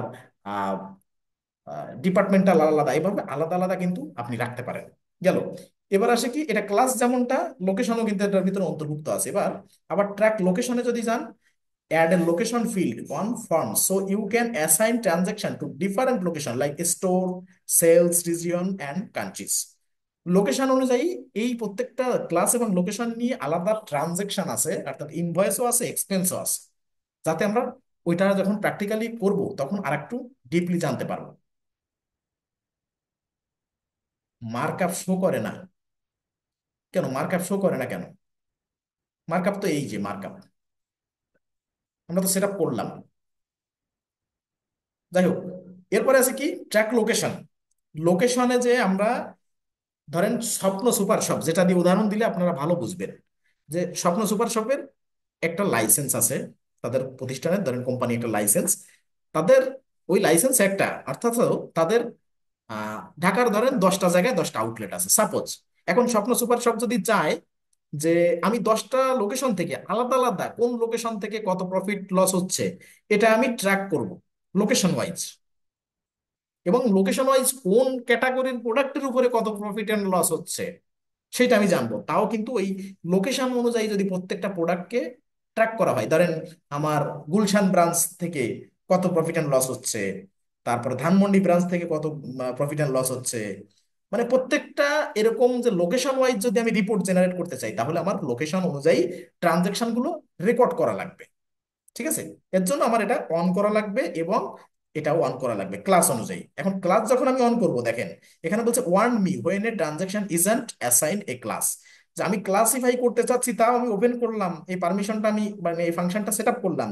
এখন যদি কোনো একটা ক্লাস আমি অ্যাসাইন না করে যাই, ক্লাসের আন্ডারে কোনো একটা ট্রানজাকশন যদি কোনো ক্লাসের আন্ডারে অ্যাসাইন না করে যাই, তাহলে কি হবে? আমাকে যেন ওয়ার্নিং দেয়। এই জন্য এটা টিকমার্ক দিয়ে রাখতেছি। তার মানে আমাকে প্রত্যেকবার ওয়ার্নিং দিবে আমি যদি ক্লাস অ্যাসাইন না করি। এরপর আছে কি, নিচে আছে কি ওয়ান টু ইন ট্রানজাকশন আর ওয়ান টু ইন্টায়ার ট্রানজাকশন।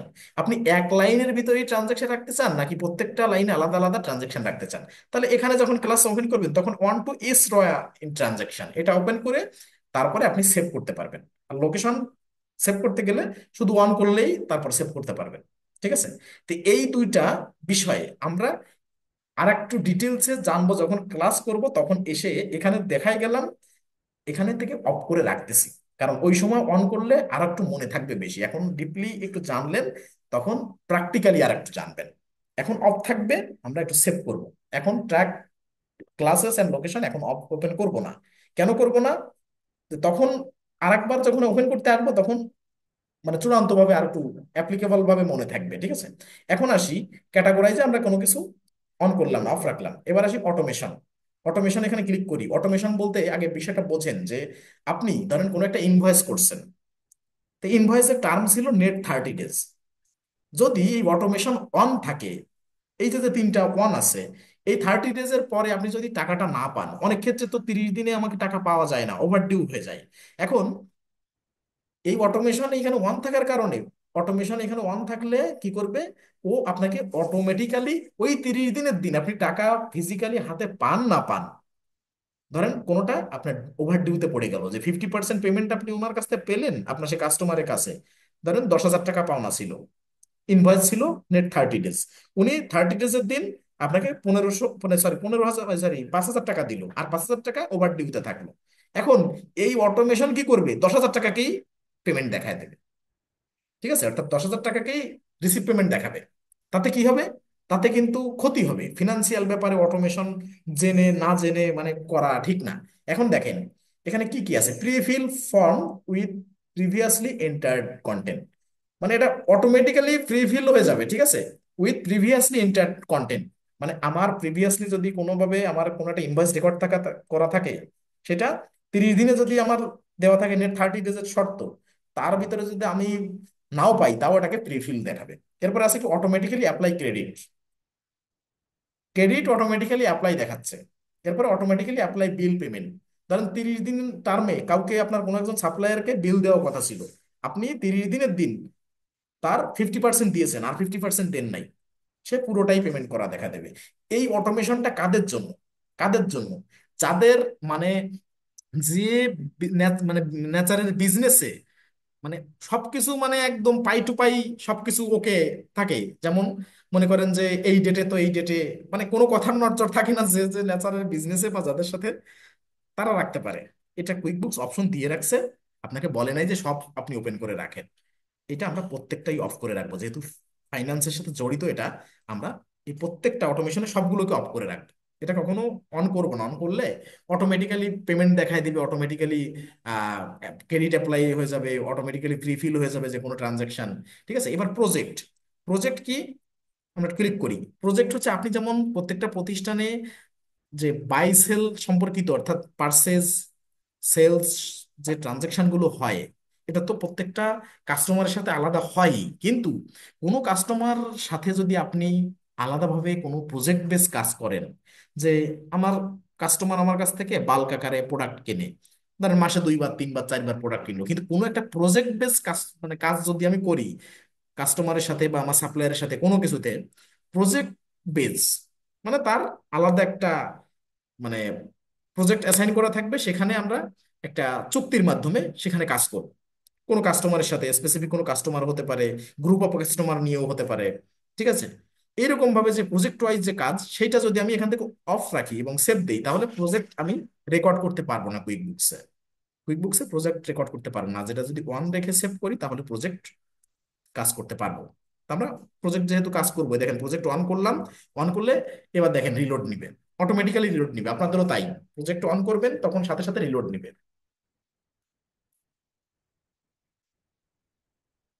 আবার ওপেন হয়ে যাবে। আমরা একটু দেখি, রিলোডটা শেষ হলে ওইখান থেকে আবার শুরু করতে পারবো। এই যে প্রজেক্ট এই ওয়ান আছে। এবার আসি কারেন্সি। কারেন্সিতে এখানে ক্লিক করি। ক্লিক করে হোম কারেন্সি জিবিপি। জিবিপি কেন আমি বলছিলাম যে আমরা ইউকের ভার্সনের যে অ্যাকাউন্টটা নিয়েছি, কারণ আমরা অনেক ফিচার পাবো, যেটা আমরা বাংলাদেশি ভার্সনটা নিলে অনেক কিছু আমরা পাইতাম না বা প্রবলেম থাকতো। সেক্ষেত্রে কিন্তু আহ, আমরা ইউকে ভার্সনটা নিয়েছি। এখন ইউকে ভার্সন নেয়ার কারণে ইভেন ডাটাবেজও আমরা ইউকের কাজ করতেছি। এটা ইউকে ডাটাবেজ। এখন ইউকের হোম কারেন্সি কি? জিবিপি। জিবিপির ফুল মিনিং দাঁড়ায় হচ্ছে গ্রেট ব্রিটেন পাউন্ড। ঠিক আছে?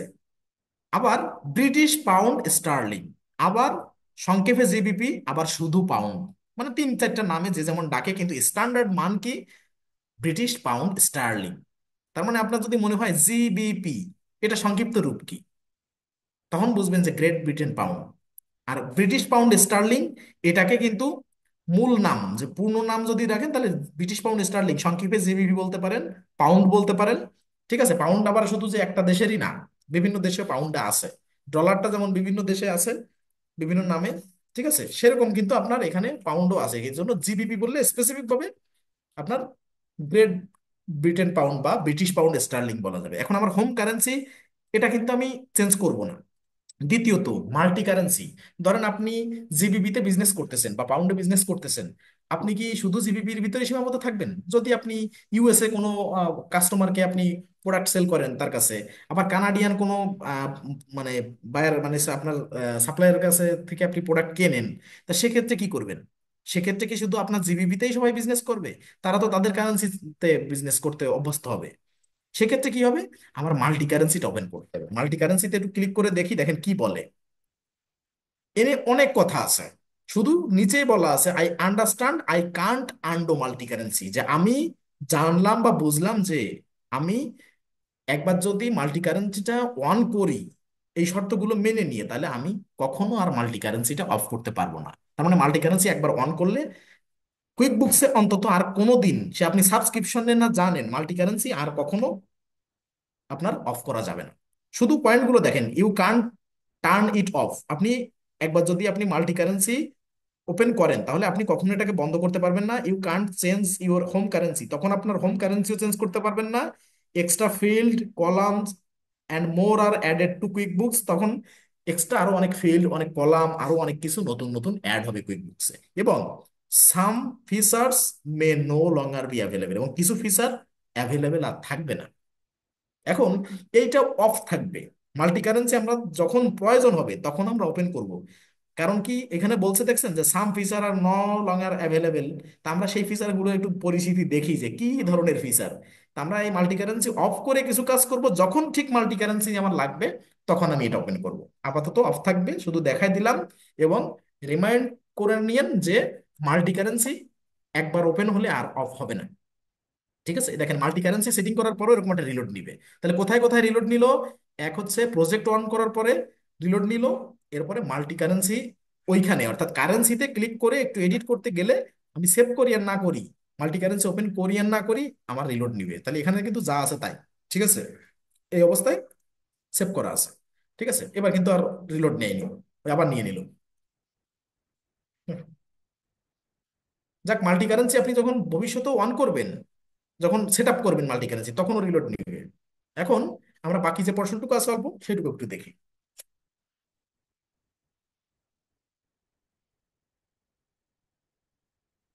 একটু আসুক, রিলোড নিয়ে একটু সময় নিচ্ছে। এই মাল্টি কারেন্সি হলো, অটোমেশন হলো। এখন ট্যাক্স সেটিং, ট্যাক্স রিজিয়ন, এখানে ক্লিক করব। এখানে ক্লিক করলে দেখেন ট্যাক্স রিজন কি, ইংল্যান্ড, ওয়েলস আর নর্থ আয়ারল্যান্ড। এখানে দুটো আছে, আর একটা আছে স্কটল্যান্ড। মানে আপনার ট্যাক্স রিজিয়ন কোনটা? গোটা ইউনাইটেড কিংডমে ট্যাক্স রিজিয়ন আছে দুইটা। ঠিক আছে, দুইটা রিজিয়ন আছে। একটা আছে ইংল্যান্ড, ওয়েলস, এবং মানে ওয়েলস বা যেটাকে নর্দার্ন আয়ারল্যান্ড বলা হয়, সেইটা নিয়ে একটা, আর স্কটল্যান্ড নিয়ে আলাদা ট্যাক্স রিজিয়ন। এই দুটো ট্যাক্স রিজিয়ন আছে। তা আমরা প্রথমটা, ইউকে কোম্পানি ইউনাইটেড কিংডমে আমার এই অ্যাড্রেস অনুযায়ী এই প্রথমটা আসে, আমার এই পরেরটা স্কটল্যান্ড আসে না। ঠিক আছে, তাই জন্য আমরা প্রথমটা চুজ করে সেভ করব। সেভ করার পর লাস্টে আসি, লাস্টের ফিচারটা একটু দেখি। ডেট ফরম্যাট, আমাদের এই ডাটাবেজে দেখেন ডেট ফরম্যাট দেওয়া আছে, এই যে ডেট ফরম্যাট। আর হোম কারেন্সি জিবিপি এটাও দেওয়া ছিল। ডিসকাউন্ট গিভেন ইয়েস, এগুলো তো আমরা সেট আপ করে আসছি। টার্ম ছিল নেট 30 ডেজ, এগুলো আমরা সব দিয়ে আসছি। ঠিক আছে, এখন ডেট ফরম্যাট আছে মান্থ অবলিক ডেট অবলিক ইয়ার। তারা এখানে দেখেন ডেট ফরম্যাটে আসলে, এই যে ডেট ফরম্যাটে আসছি, এখানে অনেক ফরম্যাট আছে, অনেক, অনেকগুলো। ঠিক আছে, হাইফেন দিয়ে দিয়ে আছে, তারপরে অবলিক দিয়ে আছে। ঠিক আছে, তারপরে পয়েন্ট দিয়ে ফুল স্টপ দিয়ে আছে। ঠিক আছে আর কি। এখন আমাদের প্রথমটা যাবে মান্থ আগে, তারপরে ডেট, তারপরে ইয়ার অবলিক দিয়া, এইটা এটা দেবো। আমাদের ডেট ফরম্যাট অনুযায়ী দেখেন ওইটাই যায়। এখানে বড় হাত দেওয়া আছে, ওটা বিষয় না, বড় হাত ছোট হাত এখানে সেম। এইখানে জাস্ট কোনটা অবলিক চিহ্ন দেওয়া আছে, কোনটা হাইফেন দেওয়া আছে, তারপরে সরি, ফুল স্টপ দেওয়া আছে, এগুলো সবকিছুই। তা আমরা প্রথমটা আমাদের সাথে যাই, এবং কারেন্সি ফরম্যাট, কারেন্সি ফরম্যাট এখানে বলা থাকবে না, কিন্তু আপনার কোনটা বেটার মনে হচ্ছে, এখানে কোনটা বেটার মনে করছেন দেখেন। এমন যেমন এই যে ডলার চিহ্ন থাকতে পারে, কিন্তু এখানে চিহ্ন চলে আসবে পাউন্ড, ডলার দিয়ে বোঝানো আছে যেহেতু ইউএস এর প্রোডাক্ট, কারেন্সিটা ডলার শো করছে। এখানে আমাদের পাউন্ড চিহ্ন শো করবে, এই যে জিবিপি শো করবে, জিবিপি চিহ্নটা। তা আমরা কোনটা, প্রথমে ডলার অর্থাৎ প্রথমে মুদ্রা চিহ্নটা আসবে, এরপরে টাকা আসবে এবং পয়েন্ট দিয়ে জিরো জিরো আসবে, এটা দেখাতে চাচ্ছি, নাকি জিরো জিরো বাদ দিয়ে আমরা শুধু কমা দিয়ে আর বাকি সবকিছু দেখাতে চাচ্ছি, কোনটা? আমরা প্রথমটাই বেটার আছে, ওইটাই দিচ্ছি। এবার পরে আছে দেখেন, warn me if duplicate check number is used. যদি কখনো আপনার ডুপ্লিকেট কোনো চেক নাম্বার ইউজ করা হয়, সেক্ষেত্রে যেন আপনাকে ওয়ার্ন করে, কুইকবুক যেন আপনাকে ওয়ার্নিং দেয় যে এই চেকটা ইতোপূর্বে রেকর্ড করা। তাহলে এটা ওপেন করা, কুইকবুকস ওই ওপেন করে দিয়ে রাখছে। আমাদের যদি অফ থাকে আমরা এটা অন করে দিয়ে রাখবো, যেন ডুপ্লিকেট যদি চেক নাম্বার, যেন একই চেক নাম্বার যদি দুইবার এন্ট্রি হয়, তখন আমাকে যেন কুইকবুকস ওয়ার্নিং দেয়।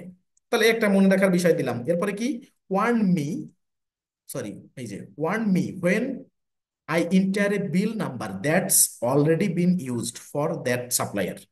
যে কোনো সাপ্লায়ারের সাথে স্পেসিফিক কোনো বিল, আমার নাম্বার আগে এন্ট্রি করা, সেইটা যদি আবার এন্ট্রি করতে চাই, তাহলে যেন আমাদেরকে ওয়ার্ন দেয়, ওয়ার্নিং করে। ঠিক আছে, তাহলে এটাও ওপেন করছি। এরপরে warn me if duplicate journal number is used, মানে ডুপ্লিকেট একই জার্নাল নাম্বার যদি দ্বিতীয়বার ইউজ করতে যাওয়া হয়, তাহলে যেন আমাকে ওয়ার্ন দেয়। টিক মার্ক দিলাম, মানে এটা ওপেন করে দিলাম। এরপর sign me out if inactive for. আপনারা জানি না এই দুটো ক্লাসে ট্রাই করে দেখছেন কিনা বা চোখে পড়ছে কিনা, ঠিক 1 ঘন্টা পরে কুইকবুকস আপনাকে অটো সাইন আউট করে দেয়। জাস্ট 5 মিনিট আগে একটা নোটিফিকেশন দিবে যে আর 5 মিনিটের ভিতরেই আপনার কুইকবুকসটা সাইন আউট হয়ে যাবে, আপনি কি আরো স্টে করতে চাচ্ছেন কিনা, ওইটা একটা পপ আপ দিবে। যদি আপনি পপ আপে ক্লিক করেন যে ইয়েস, ঠিক আছে, আমি আরো কিছুক্ষণ থাকতে চাচ্ছি, my QuickBook account created on my local option because here is it is not month free and currency as well local. In regards, should I change my QuickBook account as per your class link UK? জি, আপনি করতে পারবেন। আপনি UK link দিয়ে free trial করতে পারবেন, এবং 3 মাসে 3টা অ্যাকাউন্ট করা যাবে। ওই ইন্টুইট কুইক বুকস এর আন্ডারে এডুকেশন অ্যাকাউন্ট একটা ক্রিয়েট করতে হবে, মানে ভিডিও দেখে আপনি ট্রাই করলে মানে পারবেন, এবং ফ্রিতেই পারবেন। ওটা আমরা বাংলাদেশ লোকেশন থেকেও ইউকেটা পারতেছি, আপনি ওখান থেকেও আশা করি পারবেন। আচ্ছা, পরের অপশনে যাই, sign me out if inactive for.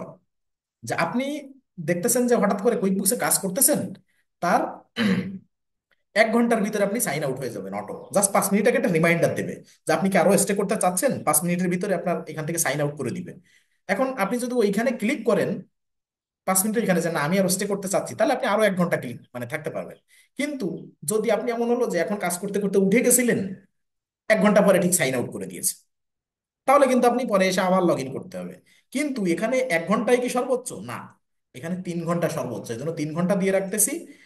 কিন্তু যদি কোনো বায়ারের সাথে কাজ করেন, এটা মাথায় রাখবেন যে কোনো কাজ অসম্পূর্ণ রেখে কুইক বুকসে যাবেন না। ধরেন আপনি অনেক দূর আগায় নিয়ে আসছেন, অল্পটুকু কাজ বাকি আছে, কোনো কারণে হঠাৎ করে উঠে গেলেন, হঠাৎ করে উঠে গেলেন, বাইরে গেলেন 5-10 মিনিটের জন্য, যে আমি চলে আসবো 5-10 মিনিটে পরে, কিন্তু আর 5-10 মিনিটে আসা হয়তো হলো না। সেক্ষেত্রে কিন্তু আপনার মনে রাখতে হবে যে 3 ঘন্টার ভিতরে, এখানে সর্বোচ্চ 1 ঘন্টা জায়গা 3 ঘন্টা করা যায়, 3 ঘন্টার ভিতরে কুইক বুকস আমাকে সাইন আউট করবে। তা আমি যদি কোনো কাজ আনসেভ অবস্থা রাখি, মানে সেভ না করে আসি, তাহলে কিন্তু আমি, বা ডান না দিয়ে আসি, তাহলে ডান দিয়ে আমি আসবো, তারপরে আমি বাইরে আসবো দরকার হয়। কিন্তু আমি কোনো কিছু সেভ না রেখে উঠে আসবো না, তাহলে কিন্তু ওটা আমাকে কুইক বুক যখন সাইন আউট করে দিবে, তখন কিন্তু ওইটা সেভ থাকবে না। ঠিক আছে, তো এই সব কিছু সেটিং ওপেন করে লাস্টে 3 ঘন্টা করে দিয়ে সেভ করবো, যে আমাকে সাইন আপ আউট করে দিক, 3 ঘন্টা পরে সাইন আউট করবো। এই 3 ঘন্টার ভিতরে ওই যে কুইক বুকসের যে এই যে পেজটা, যে কোনো পেজে, কুইক বুকসের যে কোনো পেজে যদি একটা পেন এসে আপনার মাউস দিয়ে ক্লিকও করে যান, তাও আপনাকে সাইন আউট করবে না, কিন্তু যদি ক্লিক না করে যান, তাহলে আপনাকে সাইন আউট করবে। যাক, এবার ডান দিয়ে দিলাম। এই কিন্তু আমাদের সেটআপ গুলো সম্পন্ন হলো। এখন ম্যানেজ ইউজার এবং সুইচ মাল্টিপল কোম্পানি, এখানে একটু আসি। আমি কুইক বুকসের আরো একটা এখানে ওপেন করে রাখছি, আরেকটা অ্যাকাউন্ট।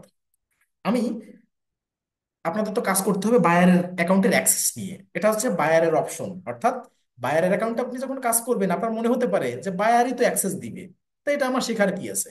অনেক বায়ার যে অ্যাক্সেস দিতে জানবে না বা পারবে না, সেক্ষেত্রে তাদের কাছ থেকে কাজটা কিভাবে নিবেন?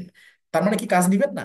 আপনাকে কোনো বায়ার যদি বলে যে আমার কুইকবুকস এর অ্যাকাউন্ট আমি কোনোভাবে সাবস্ক্রিপশন নিয়েছি, কিভাবে অ্যাক্সেস দিতে হয় এটা তো আমার জানা নাই, তখন কি হবে? আপনি কি ছেড়ে দিবেন যে উনি যেহেতু জানে না, তাহলে ওনার অ্যাক্সেস আমি পাবো কেমনে, তাহলে কাজটা কিভাবে করবো? এইটা আপনি যদি জানেন, তাহলে জুম দিয়ে বা গুগল মিট দিয়ে আপনি তাকে অ্যাসিস্ট করতে পারবেন, তাকে সহায়তা করতে পারবেন, এবং কাজটা আপনার হাতছাড়া হবে না। এখন কিভাবে বায়াররা অ্যাকাউন্টের অ্যাক্সেস দেয় বা কিভাবে কুইক বুকস দেওয়া নেওয়া করতে হয়, ধরেন আমি এইখানে একটা ট্যাবে রাখছি, এই যে কুইক বুকস একটা, আর এই ট্যাবে আর একটা কুইক বুকস ওপেন করে রাখছি, দুটো দুই কুইক বুকস, ঠিক আছে? এখন এইখান থেকে আমি অ্যাক্সেস পাঠাবো কোথায়? যে এই যে দেখেন গিয়ার আইকন বা সেটিং, এই যে ম্যানেজ ইউজার, এখানে যাব। আমার শুধু লাগবে মেইলটা এবং নামটা। আপনি যখন বায়ারের কাছে অ্যাক্সেস চাইবেন, যে একটা অর্ডার দিবে আপনাকে মার্কেট প্লেস থেকে, বা রিমোট জব যখন অ্যাসাইন করবে আপনাকে, তখন আপনার যে মেইলে কুইক বুকস ক্রিয়েট করা সেই মেইলটা দিতে হবে, এবং আপনার নামটা কি, এই যে নাম কি নামে আপনি অ্যাকাউন্ট খুলছেন। ইউনিক ফার্মাসিউটিক্যাল এলএলসি তো আপনার ট্রায়াল কোম্পানি নাম, কিন্তু ইনটুইটে যে অ্যাকাউন্ট আপনি খুলছেন, সেটা কি নামে খুলছিলেন? এই ছিল মেইলটা, আর এখানে নাম ছিল আপনার, যার যে নাম দিছিলেন, আমি আমার নামটা মনে আছে দেওয়া, যে কোনটা দিছিলাম, আপনার যে নামে অ্যাকাউন্ট ক্রিয়েট করছেন ইনটুইট এডুকেশন, এখানে যে নামে অ্যাকাউন্ট ক্রিয়েট করছেন, ওই নেমটা, ফার্স্ট নেম এবং লাস্ট নেম, ওইটা আপনার ম্যান্ডেটরি লাগবে। এবং আপনার মেইলটা, কোন মেইলে অ্যাকাউন্ট ক্রিয়েট করছেন সেই মেইলটা, এবং এই ইনটুইট এডুকেশনে যে অ্যাকাউন্টটা ক্রিয়েট করছেন সেইটার পাসওয়ার্ড লাগবে। কুইক বুকসের কিন্তু আলাদা কোনো পাসওয়ার্ড নেই, ওই ইনটুইট এডুকেশনের যে পাসওয়ার্ড, ওইটা দিয়ে কিন্তু আপনি কোম্পানি ওপেন করছেন জাস্ট, কিন্তু ইনটুইট এডুকেশন যেটা, ওইটা কিন্তু আপনার মেইন অ্যাকাউন্ট। মনে রাখতে হবে, এইরকম কোম্পানি আপনি ট্রায়াল কোম্পানি আরো ওপেন করতে পারবেন ওই মেইলটা দিয়েই। কিন্তু আপনার ওই ইনটুইট এডুকেশনের ওই মেইলটা কিন্তু লাগবে, অ্যাক্সেস নিবেন আমি ওই আপনি ওই মেইলে, এবং ওই ইউজার নেম পাসওয়ার্ডটা কিন্তু আপনার লাগবে। ঠিক আছে? এখন আমি কি করব? ধরেন আমি এই যে অ্যাক্সেস দেওয়ার এখানে গেলাম, এখানে ইউজার রোলস, কার কি রোল, কোন ইউজারের কি রোল, দেখেন এখানে একটু রোলগুলো আমি পড়তেছি না, অনেক ডিটেলস আছে, বিভিন্ন রোল আছে। কোম্পানি অ্যাডমিন আপনি অ্যাক্সেস দিতে পারেন, কাউকে শুধু অ্যাকাউন্ট পেয়াবল ম্যানেজার হিসেবে অ্যাসাইন করতে পারেন, যা আপনি শুধু অ্যাকাউন্ট পেয়াবলের কাজগুলো করবেন। কাউকে অ্যাকাউন্ট রিসিভেবলের ইউজারও দিতে পারেন, যে সে অ্যাকাউন্ট রিসিভেবল বাদে, দেখেন এখানে পড়ে দেখবেন প্রত্যেকটা সেগমেন্ট আপনাদের অ্যাসাইনমেন্টের, এটাও কিন্তু একটা অ্যাসাইনমেন্ট, সব যে অ্যাসাইনমেন্ট জমা দিতে হবে ব্যাপারটা তা না, এখানে প্রত্যেকটা পড়ে দেখবেন এখানে কোনটার কি রোল, কোন ইউজারটা আপনাকে দিলে, মানে কোন রুলটা আপনাকে দিলে আপনি কোনটুকু কাজ করতে পারবেন। যেমন এক্সাম্পল হিসেবে আমি দেখাই, কোম্পানি অ্যাডমিন রুলটা হচ্ছে সব থেকে বড় rule, ঠিক আছে? এই কোম্পানি রোল যদি, মানে কোম্পানি অ্যাডমিন যদি দেওয়া হয়, এই রোলটা যদি আপনাকে অ্যাক্সেস দেওয়া হয়, এই অ্যাক্সেসটা আপনাকে দেওয়া হয় কোম্পানি অ্যাডমিন হিসেবে, তাহলে আপনি কি করতে পারবেন দেখেন, users added to this role can see and do everything, মানে সবকিছু আপনি করতে পারবেন, সব কিছু আপনি করতে পারবেন। Not everyone should be an admin, সবাই কিন্তু এই অ্যাডমিনটা পায় না, বা সবাইকে এই অ্যাডমিনটা দেওয়া ঠিক না, কুইক বুকসই বলে দিচ্ছে। তাহলে যখন একটা বায়ার এটা পড়বে, এটা সহজে দিবে? আপনার সার্থকতা সেদিন মনে করবেন যে কত ডলার ইনকাম করলেন, কতটা অর্ডার পাইলেন, কত হাজার ডলার ইনকাম করলেন ভবিষ্যতে, সেটা বড় কথা না। এটাও একটা বড় ব্যাপার, যদি কোনোদিন কোনো বায়ারের, প্রতিষ্ঠানের কোম্পানি অ্যাডমিন অ্যাক্সেস আপনি পান, এটা সচরাচর কোনো বায়ার আপনাকে দেয় না বা দিবে না, যারা বুঝবে। আর যারা না বুঝবে তারা হয়তো দিতে পারে, কিন্তু কোনো একটা বোঝা জানাশোনা বায়ারের কোম্পানি অ্যাডমিন অ্যাক্সেস যেদিন আপনি পাবেন, মনে করবেন আমার আজকে সার্থক, অ্যাকাউন্টিং ফ্রিল্যান্সিং সার্থক। তার মানে খুব বেশি বিশ্বস্ততা, খুব বেশি ঘনিষ্ঠতা, খুব বেশি একজন আরেকজনকে ভরসা না করলে কোম্পানি অ্যাডমিন অ্যাক্সেস দেয় না। লং টাইম কাজ করলে, বা বিশ্বাসযোগ্যতা প্রমাণ হলে, বা বিশ্বাসযোগ্যতা একজন আরেকজনের প্রতি হলে, তৈরি হলে, তখনই কিন্তু এই কোম্পানি অ্যাডমিন অ্যাক্সেস দেয়। মানে সর্বাপেক্ষা বড় অ্যাক্সেস এবং সর্বাপেক্ষা মেজর অ্যাক্সেস হচ্ছে কোম্পানি অ্যাডমিন। মানে আপনি সব করতে পারবেন, এমন আছে কুইক বুকসের থেকে ওনার ব্যাংক অ্যাকাউন্টও ডিলিট করে দিতে পারবেন, ব্যাংক অ্যাকাউন্টের যদি লাইভ কানেক্ট করা থাকে আপনি টাকা পয়সা সব হাতায় নিতে পারবেন, কিন্তু কেউ কখনো এই কাজগুলো করবেন না। এতে কিন্তু দেশের রেপুটেশন নষ্ট হয়, দিন শেষে দেশের রেপুটেশন নষ্ট হয়। ঠিক আছে? কখনো যদি কোনো ফাইন্যান্সিয়াল কোনো কাজে ভবিষ্যতে, এটুকু আজকে বলে রাখি যেহেতু অ্যাক্সেস দেওয়ার কথা বলা হচ্ছে, একটু বলে রাখি, কেউ কখনো এই কাজটা করবেন না। কারণ স্ক্যামিং, অনেকে স্ক্যামিং করছে, অনেকেই আছে স্ক্যামিং এর সাথে জড়িত, যার কারণে এতে দেশের ভাবমূর্তিও, মানে যারা যখন একবার মার্কেট প্লেসে কাজ করবেন, কম বেশি এর ওর সম্পর্কে আইডিয়া হবে আপনার। তখন জানবেন। ঠিক আছে, বিভিন্ন ইস্যু অনেক সময় কমপ্লেন হিসেবে ফাইবারে যারা আহ, বা আপওয়ার্কে যারা বাংলাদেশ থেকে লোকজন আছেন, স্টাফ আছেন, যে বাংলাদেশ থেকেও প্রতিনিধি আছে ফাইবার আপওয়ার্কে, তা যখন গেট টুগেদার হয় বা মিট আপ হয়, সেখানে অনেক বিষয় নিয়ে, কার বিষয় কি নিয়ে, মেজর মেজর কোনো বিষয় নিয়ে যদি কেউ অপরাধ করে থাকে, সেগুলো কিন্তু অ্যাসিস্ট করে তাদের। অর্থাৎ বাংলাদেশ থেকে যারা ফাইবার আপওয়ার্কের সাথে রিলেটেড আছে অফিসিয়াল ভাবে, তাদেরকে অ্যাসিস্ট করা হয় যে কার অ্যাকাউন্টে কোনো কেউ যদি কোনো মেজর কোনো অপরাধ করে থাকে, ইভেন এরকম কোনো বায়ার যদি ক্লেম করে মার্কেট প্লেসে যে আমার এই এক কাজ করার বিষয় নিয়ে এইটা পড়ছে, তখন কিন্তু এটা কিন্তু ওইটা আবার কান্ট্রি যে যারা দায়িত্বে আছে তাদেরও কিন্তু অবগত করা হয়। মানে ধরার সুযোগ থাকবে না, ব্যাপারটা এরকম না, বিদেশ আর দেশ এরকম না, কিন্তু টেন্ডেন্সি কারোর এরকম রাখা যাবে না। যাক, ছোট্ট একটু বিষয় বললাম। এখন কোম্পানি অ্যাডমিন অ্যাক্সেসটা সবাই আপনাকে দিবে না, কিন্তু আপনি, এমন আছে অনেক বায়ারের সব কাজ করতে গেলে, যে কোম্পানি সেট আপ, তারপরে বিলিং এন্ড সাবস্ক্রিপশন নিতে গেলে, বিভিন্ন কাজের ক্ষেত্রে আপনার ম্যাক্সিমাম ক্ষেত্রে মানে যে প্রতিষ্ঠানে সব কাজ আপনার করতে হবে, সেক্ষেত্রে কোম্পানি অ্যাডমিনে তো সব কাজ করা যায়, তাহলে কোম্পানি অ্যাডমিন না দিলে কি দেওয়া যায়? বিকল্প কিছু আছে? আছে। এই যে স্ট্যান্ডার্ড অল অ্যাক্সেস, এই অ্যাক্সেসটা then, users added to this rule get full access without admin privileges plus access payroll. ঠিক আছে, মানে অ্যাডমিন প্রিভিলেজেস যে বিষয় যেগুলো আছে অল্প কিছু, সেগুলো বাদে আপনি ফুল অ্যাক্সেস পাবেন সবকিছু, এক্সপেন্স রেকর্ড করতে পারবেন, বিল করতে পারবেন, তারপরে আপনার সেলস, সবকিছু আপনি করতে পারবেন, ট্রানজাকশন দেওয়া নেওয়া সবকিছু করতে পারবেন। এবং এখানে শুধু অ্যাডমিন প্রিভিলেজেস যেগুলো আছে সেগুলো বাদে কিন্তু প্লাস পে রোলের অ্যাক্সেস আপনার থাকবে। এখন এগুলো সব দেখেন, স্টক ম্যানেজার মানে আলাদা আলাদা অ্যাক্সেস দেওয়া যায়। ঠিক আছে, আলাদা আলাদা অ্যাক্সেস দেওয়া যায়, কিন্তু আপনার কথা হচ্ছে কি, কোম্পানি অ্যাডমিন আর স্ট্যান্ডার্ড অল অ্যাক্সেস। ঠিক আছে, স্ট্যান্ডার্ড অল অ্যাক্সেস এই সর্বাপেক্ষা আপনি চেষ্টা করবেন স্ট্যান্ডার্ড অল অ্যাক্সেস নিতে। তাহলে আপনাকে যে কাজগুলো অ্যাসাইন করা হবে, এমন আছে আপনাকে দিল ইন হাউস অ্যাকাউন্ট্যান্ট অ্যাক্সেস, কিন্তু তাতে অনেক সীমাবদ্ধতা আছে। দেখেন ভালো করে একটু পড়ে দেখবেন কোনটার কি সীমাবদ্ধতা কোন অ্যাক্সেসের, তারপর আপনি নিজেই বুঝে যাবেন। এখানে দেখেন, user added to this role can access all report, bookkeeping and accounting tools, they can't access payroll. দেখেন, যদি আপনাকে কি পেরোলের কাজ দিল, কিন্তু ইন হাউস অ্যাকাউন্ট্যান্ট দিল, সে তো জানে না, বায়ার হয়তো না জেনে দিতে পারে, কিন্তু আপনার তখন যে পেরোলের কাজ করবেন সেটা যদি না করতে পারেন, এবং can't do admin task like managing user, আপনি কাউকে ইউজার অ্যাক্সেস দিতেও পারবেন না। ধরেন নতুন কাউকে, সাপোজ আপনার এই অ্যাকাউন্টে আমাকে অ্যাক্সেস দিবেন, যে আমি এটা বুঝতেছি না, আমার একটু দেখাই দেন, আমি যে করে দিব, আমাকে যে অ্যাক্সেস পাঠাবেন, কখন পাঠাতে পারবেন? স্ট্যান্ডার্ড অল অ্যাক্সেস আপনার হাতে থাকলে আমাকেও আপনি অ্যাক্সেস পাঠাতে পারবেন, তার মানে আপনি আমি একসাথে জুম দিয়ে ঢুকে আমিও কাজ করতে পারবো। কিন্তু ইন হাউস অ্যাকাউন্ট্যান্ট নিলে আপনি কাউকে অ্যাক্সেসও পাঠাতে পারবেন। আপনাকে যেমন বায়ার অ্যাক্সেস দিবে আপনার অ্যাকাউন্টে, ওনার অ্যাকাউন্ট থেকে, ঠিক আপনার ওই কাজটা সমাধান করতে হলে আমাকে লাগবে সাপোর্টের জন্য, সেক্ষেত্রে আমাকেও অ্যাক্সেস দিতে পারবেন। সেক্ষেত্রে কিন্তু এই জন্য বলছি সবাইকে স্ট্যান্ডার্ড অল অ্যাক্সেস নেওয়ার চেষ্টা করবেন।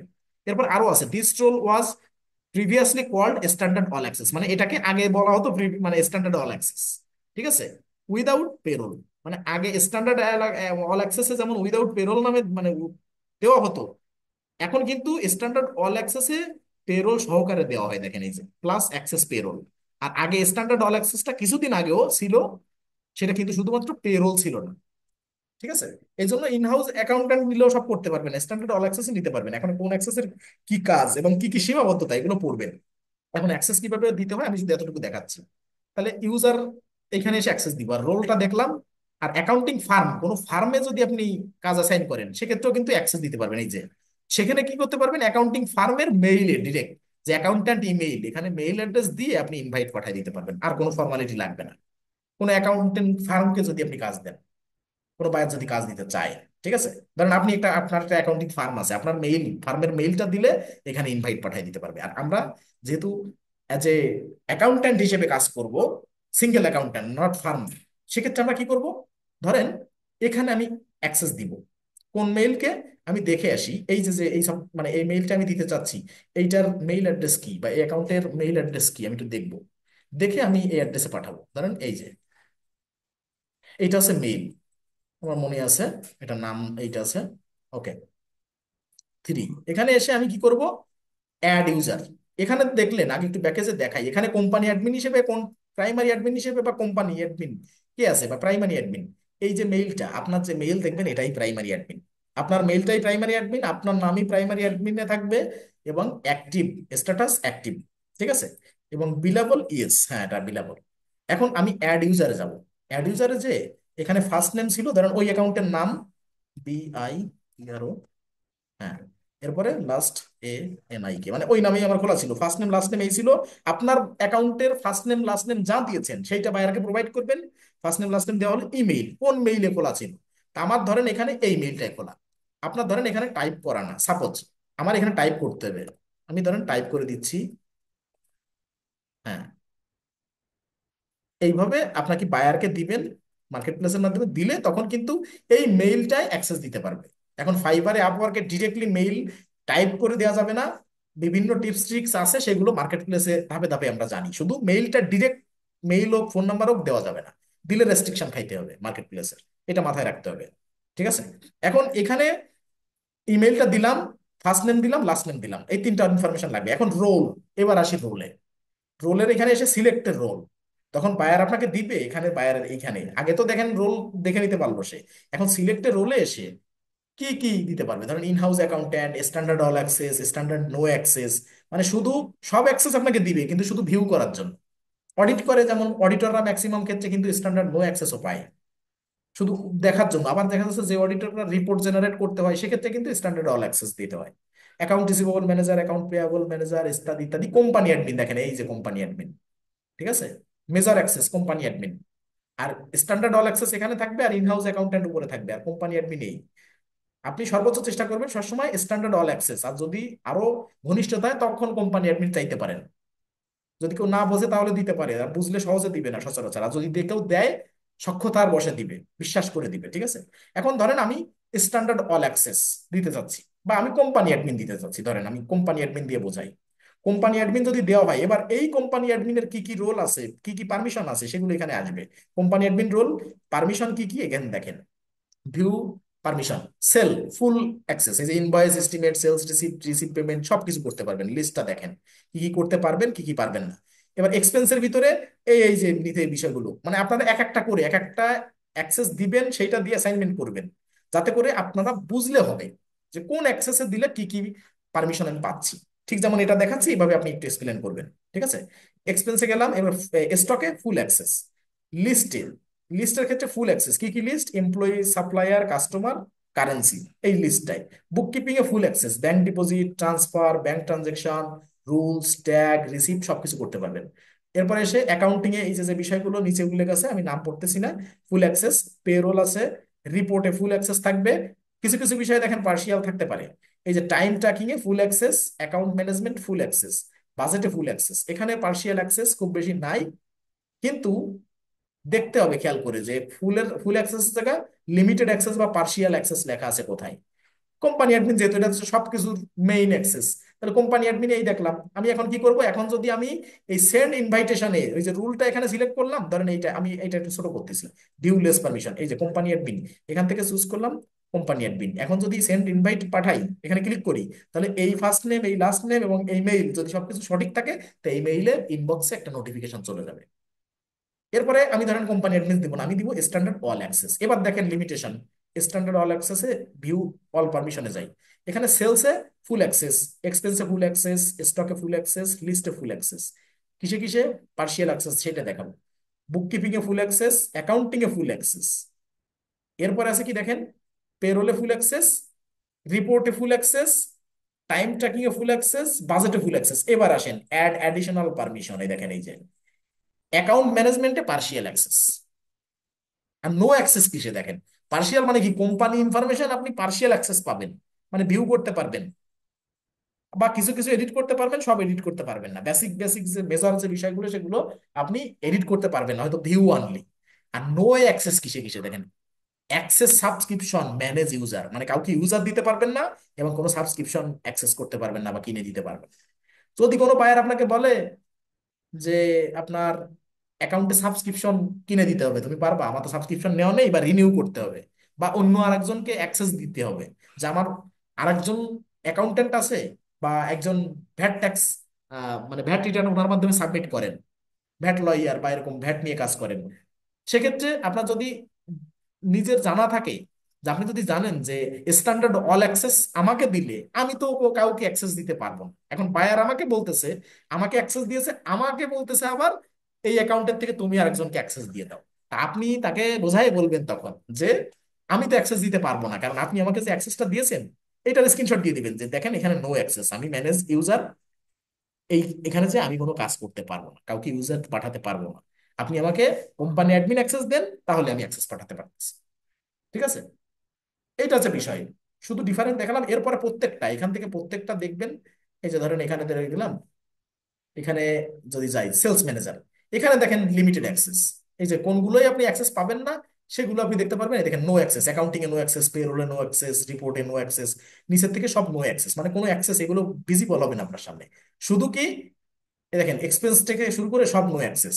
শুধু কি হবে, সেলসে, শুধু সেলসের ক্ষেত্রে invoice, estimate, sales receive, receive payment, credit note, refund receipt, delayed charge, delayed credit, ঠিক আছে, নট ডিলেড, ডিলেড, ঠিক আছে, লিস্ট, লিস্টেও ফুল অ্যাক্সেস, কিন্তু নো অ্যাক্সেস কিসে, এমপ্লয়ি বা সাপ্লায়ারে। আবার অ্যাকাউন্ট ম্যানেজমেন্টে পার্শিয়াল অ্যাক্সেস থাকবে, আর নো অ্যাক্সেস ওই সাবস্ক্রিপশনে, এরপরে পরের গুলোই তো সব নো অ্যাক্সেস। তার মানে যে কাজের জন্য যদি সেলস ম্যানেজার অ্যাসাইন করেন শুধু সেলসের কাজগুলো করতে পারবে, স্পেসিফিক ভাবে করা যাবে। তা চলেন আমরা একটা অ্যাক্সেস দিই, স্ট্যান্ডার্ড অল অ্যাক্সেস। আমি দিচ্ছি স্ট্যান্ডার্ড অল অ্যাক্সেস, যাকে দিচ্ছি এই first name last name mail এই, আর এখানে রোল দিছি স্ট্যান্ডার্ড অল অ্যাক্সেস। আমি এখন মেইলটা করব, দেখি আগে এই মেইলটা ওপেন আছে কিনা সেটা একটু দেখবো। তবে আপনার মেইলটা ওপেন থাকতে হবে, ওপেন থাকলে আপনি দেখতে পারবেন। ওপেন আছে, ওকে আছে। এই মেইলটা ওপেন করে নিলাম আগে একটু, এর ইনবক্সে আমার আসবে, ঠিক আছে, প্রাইমারি মেইলে যেটা। আচ্ছা, এইবার এখান থেকে আমি অ্যাক্সেসটা পাঠাবো। এখন এই সব কিছু ঠিকঠাক করা আছে, আমি যে অ্যাক্সেস করে রাখছি স্ট্যান্ডার্ড অল অ্যাক্সেস, এখানে এসে ইনভাইট, সেন্ড ইনভাইট, এখানে পাঠাবো। পাঠানোর পরে এখানে দেখেন এবার চলে আসবে যে ইনভাইট সেন্ড টু বিপ্রনিক। এবার দেখেন এখানে একটা পপ আপ আসছে, কি লেখা আসে, this service not currently active. আচ্ছা, এইবার দেখেন এখানে এই যে থ্রি, এই যে মেইলটা আমার, আমার নাম দেওয়া আছে ফার্স্ট নেম লাস্ট নেম, কি অ্যাক্সেস দেওয়া হয়েছে স্ট্যান্ডার্ড অল অ্যাক্সেস, আর আমি যেটা দিয়ে অ্যাকাউন্ট ক্রিয়েট করছি সেইটা হচ্ছে এই মেইল, এবং সেইটার রোল কি, প্রাইমারি অ্যাডমিন। তার মানে এইটা দিয়েই অ্যাকাউন্ট ক্রিয়েট করা, যে মেইল দিয়ে অ্যাকাউন্ট ক্রিয়েট করা হবে সেটা কিন্তু প্রাইমারি অ্যাডমিন হিসেবে থাকবে। ধরেন বায়ারের যে মেইল দিয়ে অ্যাকাউন্ট ক্রিয়েট করা সেটা প্রাইমারি অ্যাডমিনে থাকবে, কারণ সেই মেইলে সাবস্ক্রিপশন নেওয়া হয়েছে। ঠিক আছে, ওটা প্রাইমারি অ্যাডমিন থাকবে, আর কোম্পানি অ্যাডমিন আলাদা কিন্তু। আর স্ট্যান্ডার্ড অল অ্যাক্সেস সেটা তারা বললাম যে রোল কার কোনটা, প্রাইমারি অ্যাডমিন শুধু যে মেইলে অ্যাক্সেস নেওয়া থাকবে বায়ারের, সাবস্ক্রিপশন নেওয়া যেটা থাকবে সেটা থাকবে প্রাইমারি অ্যাডমিনে। আর আমার দেওয়া হয়েছে স্ট্যান্ডার্ড অল অ্যাক্সেস। স্ট্যাটাস কি, বায়ারেরটা অ্যাক্টিভ, ধরেন এটা বায়ারের, এটা অ্যাক্টিভ, আর আমারটা ইনভাইটেড লেখা, তার মানে আমাকে ইনভাইট পাঠানো হয়েছে। এখন এখানে রিসেন্ট ইনভাইট যদি আমি এখনো রিসিভ না করি, রিসেন্ট ইনভাইট, এখানে এসে কি কি করা যাবে এখানে দেখি, এই যে ড্রপ ডাউনে ক্লিক করে দেখি, ডিলিট করা যাবে, ডিলিট করা যাবে, যে কোনো মুহূর্তে ডিলিট করেছে, আমি কি ইনভাইট পাঠাইছি আবার ডিলিটও করে দিতে পারবে।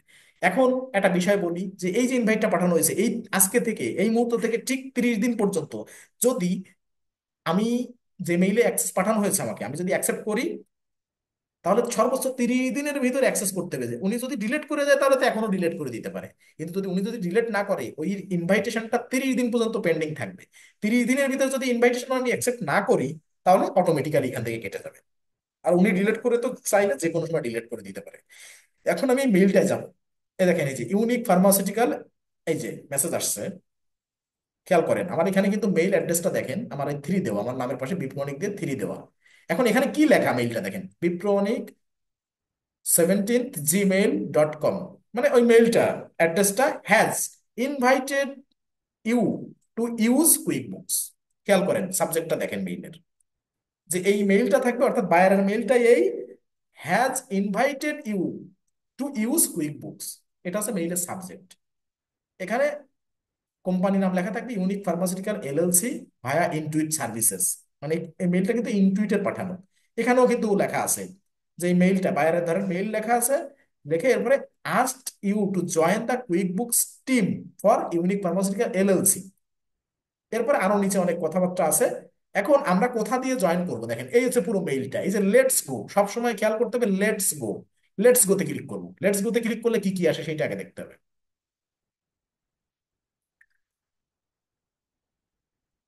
খেয়াল করবেন আমাকে পাঠাইছে যে মেইলটা, এই কি সেই মেইলটা কিনা দেখেন তো, এই সেই মেইলটা। আর এই যে এখান থেকেও দেখে আসলাম যে থ্রি, এই যে মেইলটা। এখন আমি যখন ওই মেইলে ক্লিক করছি, ক্লিক করলে এই যে যেখানে আসছি, আচ্ছা এই যে যেখানে আসছি, এই মেইলটার অটোমেটিক্যালি পপ আপ ওপেন হয়ে গেছে এবং উপরে লেখা আছে অ্যাকসেপ্ট ইনভাইট, এটা লেখা আছে। এখন এই মেইলটা দিয়ে আমার যদি কুইক বুকসে কোনো অ্যাকাউন্ট ক্রিয়েট করা না থাকে, তাহলে কিন্তু আমার ওই মেইলে অ্যাক্সেস আসবে না। আপনার হতে পারে এমন যে আপনার কুইক বুকসে বা ইনটুইট এডুকেশন ওই লিঙ্কে যে আপনার তিনটা অ্যাকাউন্ট ক্রিয়েট করা আছে, তিনটা জিমেইলে, আপনি তিনটা যে কোনো জিমেইলে অ্যাক্সেস নিতে পারেন। আবার যদি মনে করেন যে একটা জিমেইলে আমার ওপেন করা আছে, তাহলে ওই ওই মেইলটাই আপনার অ্যাক্সেস নিতে হবে। কার পাসওয়ার্ড দিয়ে? আপনার তো মনে হতে পারে বায়ারের অ্যাকাউন্ট, বায়ারের পাসওয়ার্ড দিয়ে আমি লগ ইন করবো, তাই বায়ার তো পাসওয়ার্ড আপনাকে দিনে, আপনাকে তো ইউজারের মানে ইনভাইটেশন দিছে, তার মানে আপনার যে কুইক বুকস অ্যাকাউন্ট বা ইনটুইট অ্যাকাউন্ট এডুকেশনের, ওইটার মেইল এবং ওইটারই পাসওয়ার্ড দিয়ে, আপনার নিজের মেইল নিজের পাসওয়ার্ড দিয়ে আপনার লগ ইন করতে হবে। বায়ার শুধু দিছে ইনভাইটেশন, কিন্তু এখানে যখন আমি কন্টিনিউ করব তখন দেখেন আমার পাসওয়ার্ড দিতে হবে। তার মানে আমার এই মেইলটা এখানে অটোমেটিক্যালি নিয়ে নিয়েছে, অ্যাকসেপ্ট ইনভাইটেশন লেখা আমার মেইলটা অটোমেটিক্যালি নিছে। দিয়ে কন্টিনিউ করব, কন্টিনিউ করার পরে এখন দেখেন পাসওয়ার্ড চাই। কোন পাসওয়ার্ড? আমার পাসওয়ার্ড, ওই যে 3 দিয়ে যেটা খোলা, এটার পাসওয়ার্ড চাই। তো আমার পাসওয়ার্ডটা এখানে গুগলে সেভ আছে, এখানে, এখানে সেভ আছে। এখানে কিন্তু বায়ারের অ্যাকাউন্টের পাসওয়ার্ড না, অনেকের কনসেপ্টটা মানে আসার আগে ভিন্ন থাকে, কিন্তু পরবর্তীতে আমি চাই এটা চেঞ্জ হোক। আমি আমার মেইল দিব, আমার পাসওয়ার্ড দিব, কোন মেইলটা? যে মেইলটা আমার অ্যাকাউন্ট খোলা। কোন অ্যাকাউন্ট? ইনটুইট ফর এডুকেশন, ওই অ্যাকাউন্ট খোলা। এবং ওই মেইল দিয়ে, ওই ইনটুইট ফর এডুকেশন যেটা দিয়ে খোলা সেই মেইল। আবার অনেকে মনে করতে পারেন আমি যে জিমেইল খুলছি সেই জিমেইলের পাসওয়ার্ড কিনা। না, সেই জিমেইলের পাসওয়ার্ড লাগবে না কোনো কাজে আপনার, ওটা লগ ইন থাকলে হবে সেই মেইলটা। আর আপনার যে ইনভাইটেশন যে মেইলে দিবে, সেই মেইলে অবশ্যই কুইক বুকস অ্যাকাউন্ট ক্রিয়েট থাকতে হবে। সাবস্ক্রিপশন শেষ হয়ে যাক, ব্যাপার না, সাবস্ক্রিপশন শেষ শেষ হয়ে যাক আপনার মেয়াদ, শুধু ইনটুইট এডুকেশন ওই অ্যাকাউন্ট খোলা আছে কিনা ওই মেইলে। এবং ওই মেইলে ইনটুইট এডুকেশন খোলার জন্য যে মেইল দিয়েছিলেন এবং পাসওয়ার্ড দিয়েছিলেন, সেই মেইল এবং সেই পাসওয়ার্ড এখানে দিয়ে কন্টিনিউ করা লাগবে। এবার দেখেন, কন্টিনিউ করলাম, এরপরে কি লেখা? যে ইউ আর অল সেট, তার মানে আমি অলরেডি অ্যাকসেপ্ট করে ফেলছি। মেইল এবং পাসওয়ার্ড দিলে অ্যাকসেপ্টেড হয়ে যাবে। এবার সেই অ্যাকাউন্টটা এখানে নগদে ওপেন হয়ে যাবে। দেখেন ওইখানে যে ইন্টারফেস, এখানেও সেম ইন্টারফেস, খেয়াল করেন। এই যে এইটাবে একটু রিলোড নিবে, ওই ইউ আর অল সেট লেখা মানেই বুঝে নেবেন যে অ্যাকসেপ্ট হয়ে গেছে।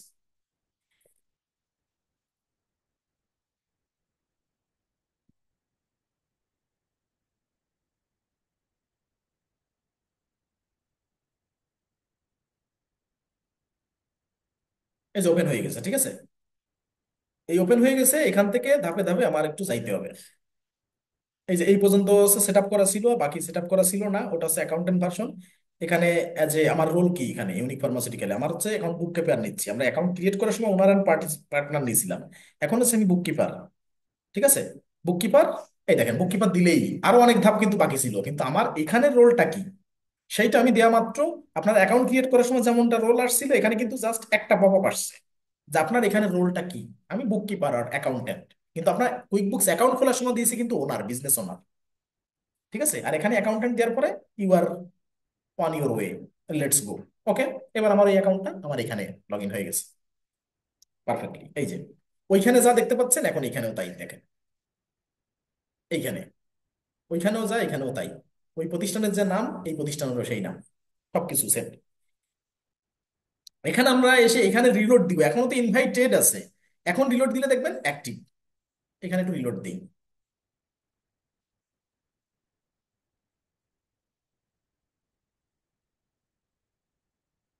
এটা ওপেন হোক আর ওইটা ওপেন হোক।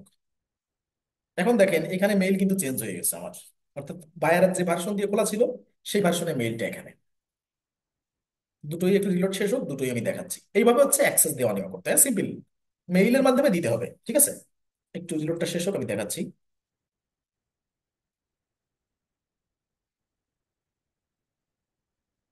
রিলোড একটু বেশি নিচ্ছে, একটু অপেক্ষা করবেন। আচ্ছা এবার একটু দেখি যেখানে মেইল কোনটা।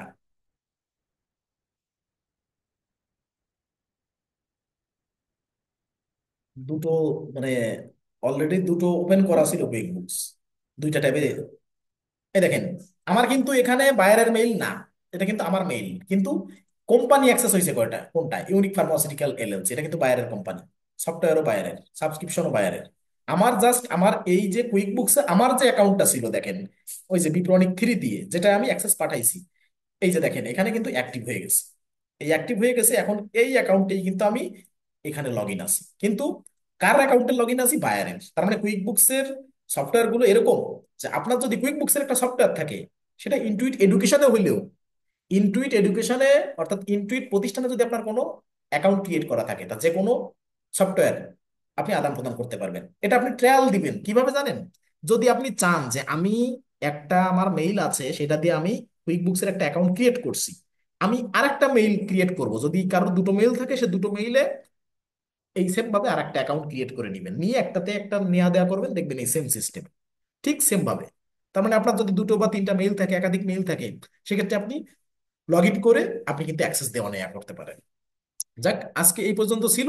আর পরের যেটুকু এইখানে সামান্য একটু বিষয় যে সুইস মাল্টিপল কোম্পানি, তা আমরা যেহেতু এই কুইক বুকসে কোনো আদার্স কোনো কোম্পানি এখনো ফর্ম করি নাই, আমরা সাবস্ক্রিপশন যখন শেষ হবে এই সময় এটা একটু দেখে রাখবো, কারণ মাল্টিপল কোম্পানি ক্রিয়েট করার অপশন এই মুহূর্তে এখানে দিয়ে রাখে নাই কুইক বুকস। ঠিক আছে, একটু লিমিটেশন রাখছে। আগে কোনো একটা টাইমে একটা সফটওয়্যার আন্ডারে একাধিক কোম্পানি ক্রিয়েট করা যেত, এখনো রাখছে কিছুটা, কিন্তু কথা হচ্ছে যে এখানে সাবস্ক্রিপশন যারা নিচ্ছে তারাই মাল্টিপল কোম্পানি ক্রিয়েট করতে পারতেছে, কিন্তু আমাদের ওয়েতে, অন্য ওয়েতে আমরা করব। সেটা হচ্ছে কি, যখন এই ইনটুইট এডুকেশন দিয়ে আপনি একটা অ্যাকাউন্ট ক্রিয়েট করছেন, এইটা যখন সাবস্ক্রিপশন শেষ হয়ে যাবে, দ্বিতীয় অ্যাকাউন্টটা ওই সেম মেইল দিয়ে, ইনটুইট ফর এডুকেশন ওই সেম মেইল দিয়ে যখন দ্বিতীয় অ্যাকাউন্টটা ক্রিয়েট করবেন, কুইক বুকসের কোম্পানি ক্রিয়েট করবেন আর কি, তখন দেখতে পারবেন যে একটা থেকে একটাকে সুইচ করা যাবে। তখন এই অপশনটা দেখাবো, জাস্ট এতটুকু আমি মনে থাকবে। প্রত্যেকটা ব্যাচে এভাবে দেখানো হয়েছে, এভাবেই আপনি দেখাবো, জাস্ট এতটুকু। সুইচ মাল্টিপল কোম্পানি মানে কিভাবে একটা থেকে আরেকটা কোম্পানিতে সুইচ করা যায়। ঠিক আছে, যাক, এই পর্যন্ত ছিল আজকের ক্লাস। অনেক দীর্ঘ হলো মনে হয়। আচ্ছা আচ্ছা, স্টপ।